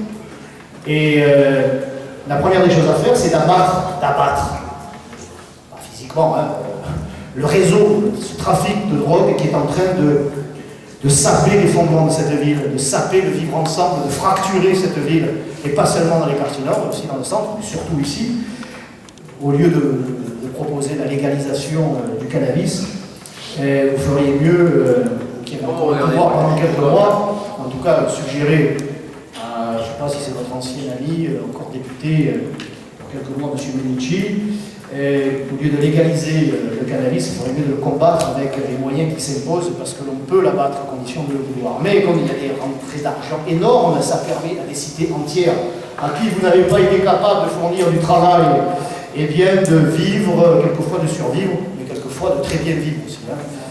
Quelquefois de très bien vivre. Bon, eh bien, il y a ce phénomène-là aussi auquel il faut s'attaquer. Monsieur Joshua, vous parlez de la finance, vous avez raison. C'est un point que j'ai oublié. Vous avez raison. L'internationalisme de la finance. Vous y avez contribué aussi par votre volonté d'effacer les frontières pour les hommes et pour les biens. Eh bien, cela a aussi effacé les frontières pour la finance, qui est devenue reine. C'est à vous, en partie, qu'elle le doit. Vous avez soutenu les gouvernements de M. le pouvoir, de M. Hollande et de ses prédécesseurs. Vous avez participé à ce que la finance prenne le pas sur le travail. Vous êtes co-responsable. Et si, dans quelques semaines, il y avait un choix à faire entre la candidate des Patriotes, Marine Le Pen et tout autre candidat, et M. Macron, par exemple, qui est le symbole même, l'incarnation de la finance, de la haute finance, qui n'a pour patrie que le profit, et bien vous appellerez à voter pour M. Macron, M. Jospin, au nom de la lutte contre je ne sais trop quoi. Vous ferez le porteur d'eau de la finance, comme vous l'avez toujours fait en réalité. Alors, et nous, ça, nous le combattons. Ça, nous le combattons. Quant au bilan des logements sociaux, M. Marie, là, je ne peux pas vous sortir les chiffres, il y en a un que je peux vous sortir, là, tout de suite, c'est que tous les projets de logements sociaux qui m'ont été soumis, pour avis, tous, sans exception, j'ai émis un avis défavorable. Tous. Vous n'avez pas le chiffre global? Trop. Il y en a trop. On peut vous fournir ça, on peut essayer. On peut essayer de vous trouver ça. Ça se trouve, évidemment, les avons. Mais il y en a beaucoup trop. Il y a ce projet du côté de Nicolas Appert, on trouve des balustres, des centaines de logements, des centaines d'un coup là. On déversé sur Nicolas Appert, les balustres de Saint-Jérôme qui sont déjà complètement saturés. Des projets toujours à Château-Gombert ou en face de Malraux, ça continue de construire avec des familles, avec des enfants, alors que l'école Château-Gombert Athéna est saturée, que les enfants, pour le dernier service, prennent leur repas à 13h30, c'est-à-dire ils mangent en 4e vitesse et ils vont en classe. Voilà. Et pourtant l'école n'a que 11 ans. Il paraît que gouverner c'est prévoir. Du côté de la mairie centrale, on n'a pas fait preuve d'une grande imagination. C'est comme ça aussi à la parade, parce qu'il y a des difficultés dans les cités, il y a aussi des difficultés dans les moyens villageois, puisque c'est là que ça construit à outrance. C'est là que ça construit à outrance. Mais on s'en fout, ça va continuer encore de construire du côté de la traverse de la Bastide Longue, alors qu'à Château-Gombert, à travers la Bastide Longue, chemin de Château-Gombert, mettez une heure. Il paraît qu'on est privilégié quand on habite à Château-Gombert. Il paraît qu'on est privilégié. Privilégié de payer des impôts pour n'avoir aucune piscine, un stade réservé pour le baseball, rien contre le baseball, mais bon, Il n'y a pas d'équipement culturel, sauf bien sûr le centre d'animation de la mairie de secteur qui est plein à craquer. Ce sont des bouchons. La police en envoie une fois tous les 1000 ans, qu'elle soit municipale ou nationale. Que le seul privilège que vous avez à Château-Gombert, c'est un texte en soi, c'est de payer. Et donc on continue à construire, et on construit pour faire rentrer du cash. Pas de voirie, pas d'école, rien. C'est se moquer du monde, sous le prétexte que nous sommes au cœur de la métropole et qu'il s'agit là d'une dynamique de l'échec, d'une dynamique de se moquer des habitants qui sont là dans une situation de saturation dans tous les domaines. Alors, encore une fois, pour terminer, 0 projet de logements sociaux concernant, soutenu par la mairie de secteur.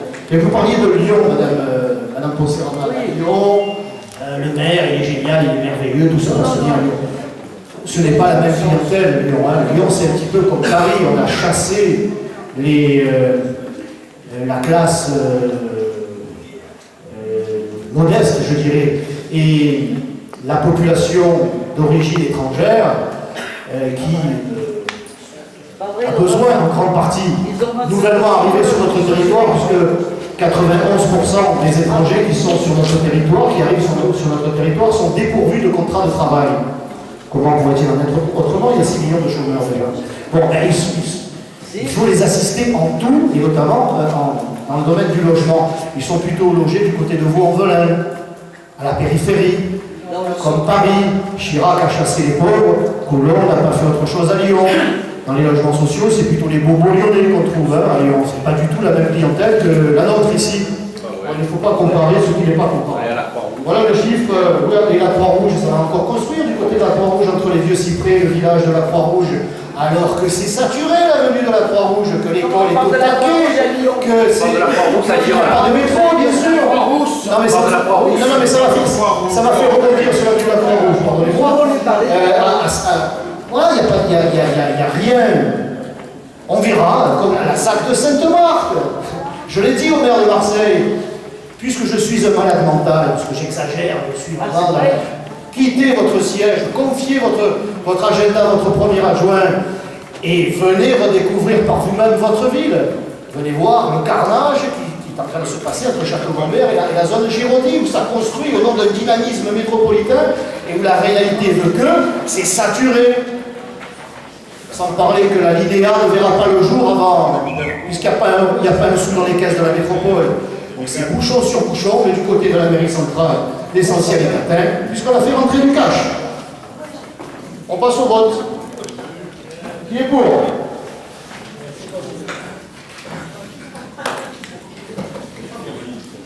Donc un pour. C'est déjà pas. Ah, vous avez un pouvoir. C'est vrai. Qui est contre? Et qui s'abstient? Madame Poncet-Ramal, c'est contre ou abstention? Abstention. 2 abstentions. Merci, donc le rapport est rejeté. Suivant. Le 10, c'est ça? Le 10, Madame Sika. Monsieur le maire, ce rapport a pour l'objet l'approbation de la garantie communale à hauteur de 55% pour le remboursement de la somme de 1 924 000 € que la société d'HLM Emilia se propose de contracter auprès de la Caisse des dépôts et consignations pour financer l'acquisition en VFA, vente en état futur d'achèvement, de l'ensemble immobilier des terrasses d'Odéa, comprenant 18 logements collectifs locatifs sociaux situés 58 rue de la Morelle dans le 13e arrondissement. La garantie de la collectivité est accordée pour la durée totale du contrat de prêt et jusqu'au complet remboursement de celui-ci et porte sur l'ensemble des sommes contractuellement dues par l'emprunteur dont il ne sera pas acquitté à la date d'exigibilité. Sur notification de l'impayé par lettre simple de la Caisse des dépôts et consignations, la collectivité s'engage dans les meilleurs délais à se substituer à l'emprunteur pour son paiement en renonçant au bénéfice de discussion et sans jamais opposer le défaut des ressources nécessaires à ce règlement. Il est précisé que si la durée de préfinancement retenue par l'emprunteur est inférieure à 12 mois, les intérêts courus pendant cette période seront exigibles au terme de celle-ci. Et si cette durée est égale ou supérieure à 12 mois, les intérêts feront l'objet d'une capitalisation sauf si l'emprunteur opte pour le paiement des intérêts de la période. La validité d'utilisation de la garantie sera de 24 mois à partir de la date de la délibération du conseil municipal. Monsieur le maire, je vous demande de mettre ce rapport au point. Il est donc mis au voie. Qui est pour? Le manifeste en levant la main. Le rapport numéro 10. Qui est contre? Merci. Et qui s'abstient? Abstention.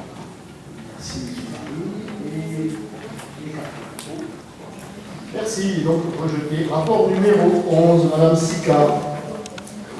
Monsieur le maire, ce rapport a pour objet la modification de caractéristiques des prêts contractés par l'UES Pacte Méditerranée, dont le siège social est Estélo 1 Chemin d'Écrit dans le 13e arrondissement, pour des emprunts destinés à l'acquisition et à la réhabilitation d'un logement numéro 240, 6 Boulevard Casanova dans le 14e arrondissement.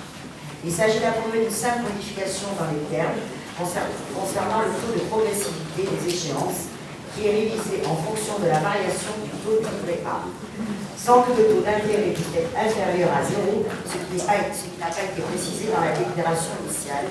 Monsieur le maire, je vous demande de bien mettre ce rapport. Qui est pour? Merci Mme Sicard. Qui est pour?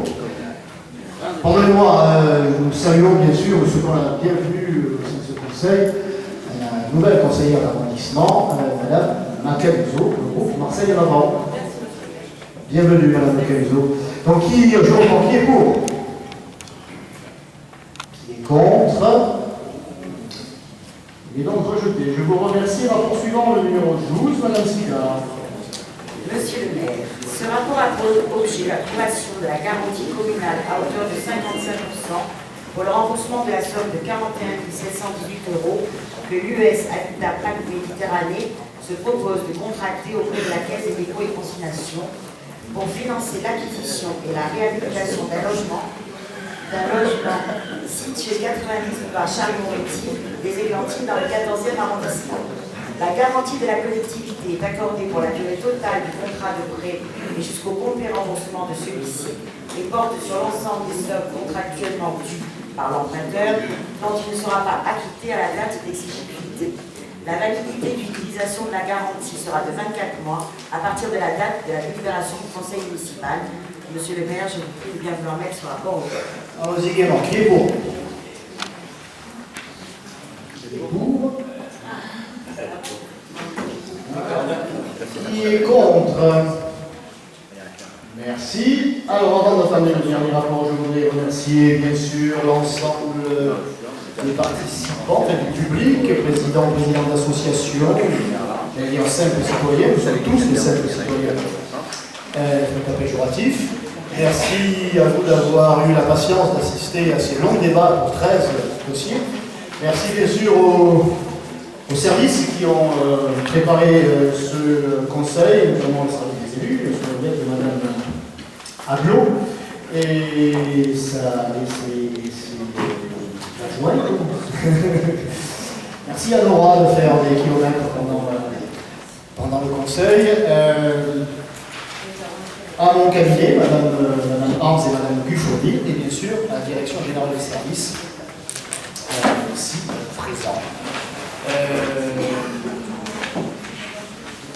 Avant d'entamer le rapport, je voulais vous signaler, que en ce jour de la Chandeleur, j'ai eu le plaisir de me rendre ce matin, comme chaque année, à l'abbaye Saint-Victor pour la traditionnelle messe, la bénédiction de la ville et de la mer par l'archevêque auxiliaire, puisque Monseigneur Pontier est toujours hospitalisé et nous lui souhaitons un bon rétablissement. Et donc par l'archevêque auxiliaire. Vous y étiez, Madame le Conservateur? Il y avait... Ah, vous n'étiez pas présent ce matin? Non, mais je connais très bien, monsieur Ablé. D'accord. Et bien donc c'est lui qui a béni à la fois les Marseillais, la ville, l'archevêque auxiliaire Jean-Marc à Loline, et qui a béni, comme le veut la tradition provençale, laïque, la laïcité et la religion, comme l'a souligné d'ailleurs ce matin même le sénateur maire de Marseille, cette belle cohésion cohabitation entre le laïque et le religieux, les fameuses navettes, censées représenter les barques qui ont mené les Saintes Marie. Il y a plusieurs interprétations, celle-ci aussi. L'archevêque a donc, l'auxiliaire a donc béni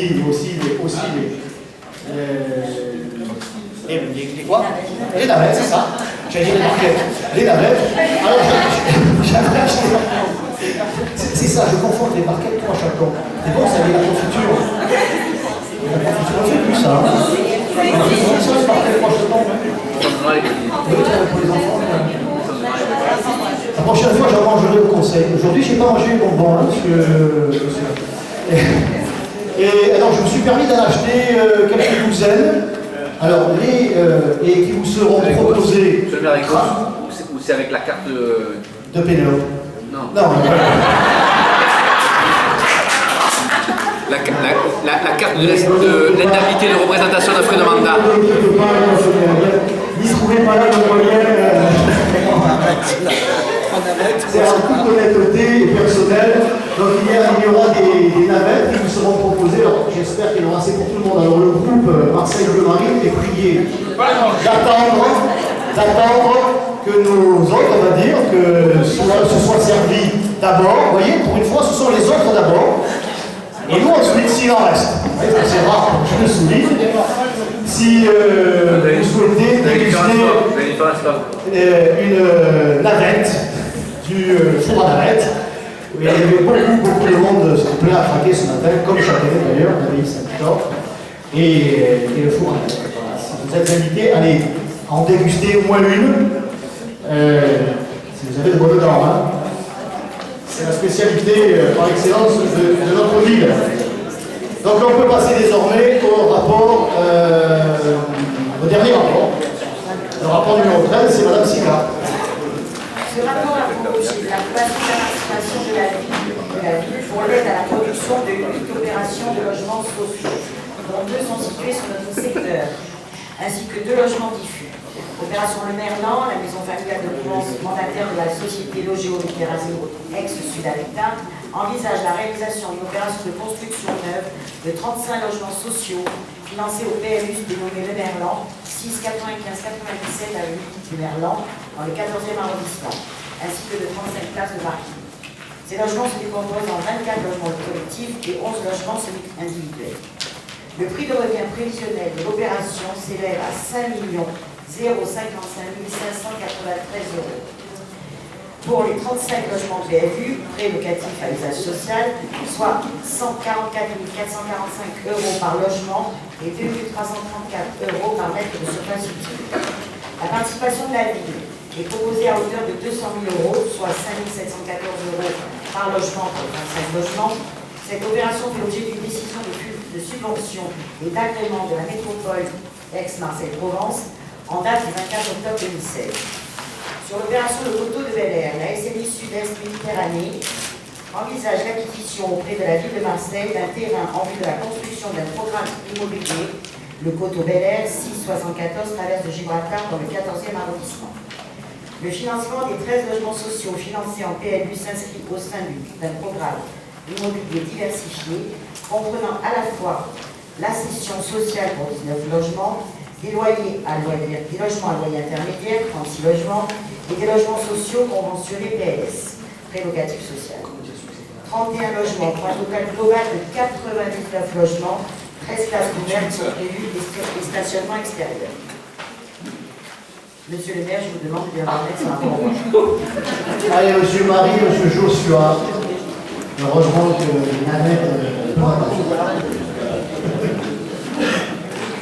Monsieur le maire, donc, pour les raisons qu'a évoqué Mme Poncerama tout à l'heure en donnant l'explication de vote, nous nous abstiendrons sur ce rapport. Alors s'il y avait eu uniquement l'opération de Bel Air, peut-être que nous aurions voté favorablement, puisque c'est une opération qui est assez équilibrée avec du PLUS, du PLS et des loyers intermédiaires. Là, nous avons une délibération couplée. L'opération sur le Merlan, c'est 35 PLUS. Aujourd'hui, par rapport à la position politique que nous avons, des logements sociaux, 25% dans toute opération immobilière et dans tous les quartiers de Marseille, et pas uniquement chez nous. Donc nous abstiendrons. Et je terminerai, Monsieur le maire, en vous posant deux petites questions. J'avais commencé par la rumeur sur le conseil, je termine par la rumeur. Il semblerait que vous ayez fait votre choix, vous ne vous présentez pas aux élections législatives. Vous l'avez dit lors de vos votes, ça c'est pas un scoop, mais également que vous allez rester sénateur et que vous allez démissionner du poste de maire de secteur. Ça c'est la première question que je vais vous poser. Voilà. Voilà. Et la deuxième question, monsieur le maire, on a eu aussi une deuxième rumeur qui a été démentie par l'intéressé, mais que pour les législatives, des amis, des proches ont croisé votre collègue Marion Maréchal dans les rues de Saint-Jérôme avec une agence immobilière, donc en train de chercher une maison. Donc on a bien compris que c'est pas pour les législatives, mais vu la manière dont est gérée cette mairie, une petite mairie de secteur, peut-être qu'on ne vous fait pas confiance pour conduire la liste Front National en 2020 à la ville de Marseille. Donc est-ce que madame Marion Maréchal qui va s'installer, apparemment quand on cherche une maison à Saint-Jérôme, on va s'installer dans le 13e arrondissement, est-ce que c'est avec l'arrière-pensée de se présenter à votre place à la mairie de Marseille, monsieur le maire? Voilà. Est-ce que vous avez déjà, vous resterez le maire si les électeurs vous font confiance? Vous avez déjà réparti les rôles. Votre niveau c'est maire de secteur et elle, ça sera candidate à la mairie de Marseille. Est-ce que c'est le scénario que vous avez convenu avec elle? Monsieur Joshua. Mais comme tout le monde, j'attends avec impatience les réponses que vous voudrez donner à la question, mais je voudrais attirer votre attention sur le début de l'intervention de M. Marie, parce que je pense que c'est la bonne méthode que vous ne prenez pas, de regarder au cas par cas. Nous avons, dans la délibération précédente, j'en suis resté stupéfait, je ne pensais pas que vous allez voter ça. On parle d'un logement. Et vous allez voter contre. Dans la présentation qui nous a été donnée, il n'y a pas un seul argument circonstancié. Pourquoi celui-là? Vous dressez toujours un tableau absolument cataclysmique de ce qui peut se passer. D'accord, vous le répétez, d'accord. C'est le cas là. C'est le cas partout. Dès qu'il y a social, Pavlov, en votre compte, écoutez, il y a quelque chose qui ne va pas. Il faut avoir... Peut-être que vous êtes contre, ça j'ai bien compris, ça vous avez le droit, vous avez le droit même sur le fond, avec des arguments. Mais on parle d'un logement, c'est plus des millions là. Et là, malgré tout, là, c'est non quand même, sans aucune argumentation, juste parce que peut-être la personne qui va habiter là, sans doute, peut-être, vous ne plairez pas trop. Écoutez, il y a une limite à ça. Je pense que quand on travaille pour le bien public, il faut regarder les choses dans le détail. Nous aussi, on va s'abstenir pour les mêmes raisons que donne M. Marie. On n'est pas complètement pour, on vote pas automatiquement, et on regarde les choses cas par cas. Bien, merci M. Joshua. C'est une question de principe, pas seulement, et on ne se trompe jamais quand on reste sur les principes. Mais c'est aussi, il s'agit d'un rapport technique, et moi je n'ai pas envie de donner quitus à la ville de Marseille sur sa façon de fonctionner, de façon globale, et j'essaie moi d'être cohérent. C'est une question de cohérence. Quant au sujet qui est, je ne sais pas si c'est si important que ça, hein. Si vous m'avez écouté à l'occasion de ces vœux, si vous m'avez bien écouté, M. Marie, j'ai fait savoir que le 11 janvier à telle heure, 21h41, merci, à 21h41, je n'étais pas candidat. 11 janvier à 21h41, peut-être qu'à 21h42, j'avais déjà changé la vue. Je ne vous l'ai pas dit. Et donc à partir de là... Vous auriez menti? Non, pas menti, mais moi je dis les choses telles que je les pense. Je ne pense pas qu'on puisse le faire, le procès de dire exactement le contraire de ce que je pense. On fait le procès du contraire. À ce moment-là, je ne l'étais pas, mais bon, on ne sait pas de quoi demain sera fait. On ne va pas entamer un discours électoral, parce qu'on n'est pas là pour ça. Sachez que moi, ma priorité, je n'en ai qu'une, c'est l'élection présidentielle. Chaque chose il y a un calendrier, et la première étape, celle qui conditionne beaucoup le reste, c'est l'élection présidentielle. Donc nous travaillons dans l'intérêt général des 13e et 14e arrondissements. Moi, je suis le maire de tous les Marseillais du secteur. On attendra 3 ans pour le reste.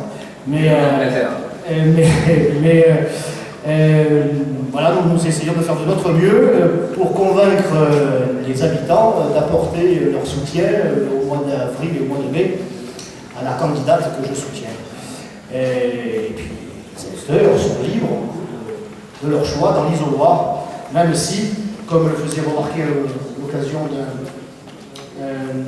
d'une émission C'est dans l'air la semaine dernière, un politologue là, entouré de 3 ou 4 historiens ou spécialistes, nous rappelait qu'il y avait au Parti Socialiste une tradition, parce que vous êtes aussi pour les traditions,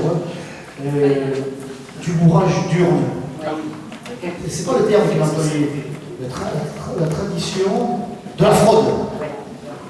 Aucun journaliste n'a moufté, non quand même, vous exagérez, bon ici et là ça peut se produire, non, ça fait partie des traditions manifestement, et je sais de quoi je parle, je l'ai subi en 2012. Ce n'est pas un sénateur maire qui devrait vous parler ici là en ce moment, c'est un député maire. Et la tradition socialiste de la fraude en a décidé autrement. Alors ça c'est encore une autre histoire, ô combien importante. J'en ai tiré le leçon d'ailleurs. Nous verrons le moment venu, je crois, encore une fois dans notre secteur et plus largement dans cette ville, il y a un quart de la population qui vit en dessous du seuil de pauvreté et leur préoccupation c'est de savoir si leurs gamins vont pouvoir manger à l'école le lendemain, s'ils vont pouvoir trouver une place, s'il va y avoir une place dans le bus, s'il ne va pas être agressé, s'il ne va pas y avoir d'attentats, s'il ne va pas y avoir un développement du communautarisme, si le mari qui bosse ou l'épouse qui bosse va pouvoir garder son boulot ou pas. C'est ce qui intéresse les Marseillaises et les Marseillais, la candidature de Stéphane Ravier. Je ne pense pas que ça les empêche de dormir. Sur ces paroles chaudement républicaines, je vous remercie d'avoir participé à ces débats. Et je remercie Madame la sténotypiste et Monsieur Cambier. On n'a pas voté. Flûte, allez, justement, on n'a pas voté. Je vous l'avoue, tout à l'heure, j'ai eu un Alzheimer foudroyant. Je suis plus souvenu de votre nom, Monsieur Cambier. Pardonnez-moi. Il va falloir chercher un successeur déjà. Non, j'ai comme ça, j'ai des moments d'absence en espérant que ça ne se développe pas. Pardonnez-moi, s'il vous plaît. Et à Madame la sténotypiste, qui un jour va perdre les droits, à force de les familles ici. On peut donc passer au vote. Qui est pour le manifeste en levant la main? Qui est contre? Et qui s'abstient? Voilà, je vous remercie encore une fois. Pour celles et ceux qui veulent manger une navette, elles sont à votre disposition. Merci. Et monsieur Joshua, on se voit à Lyon. On se voit à Lyon. On se voit à Lyon pour le programme du Front National, pour le programme présidentiel. Vous venez voir Marine, je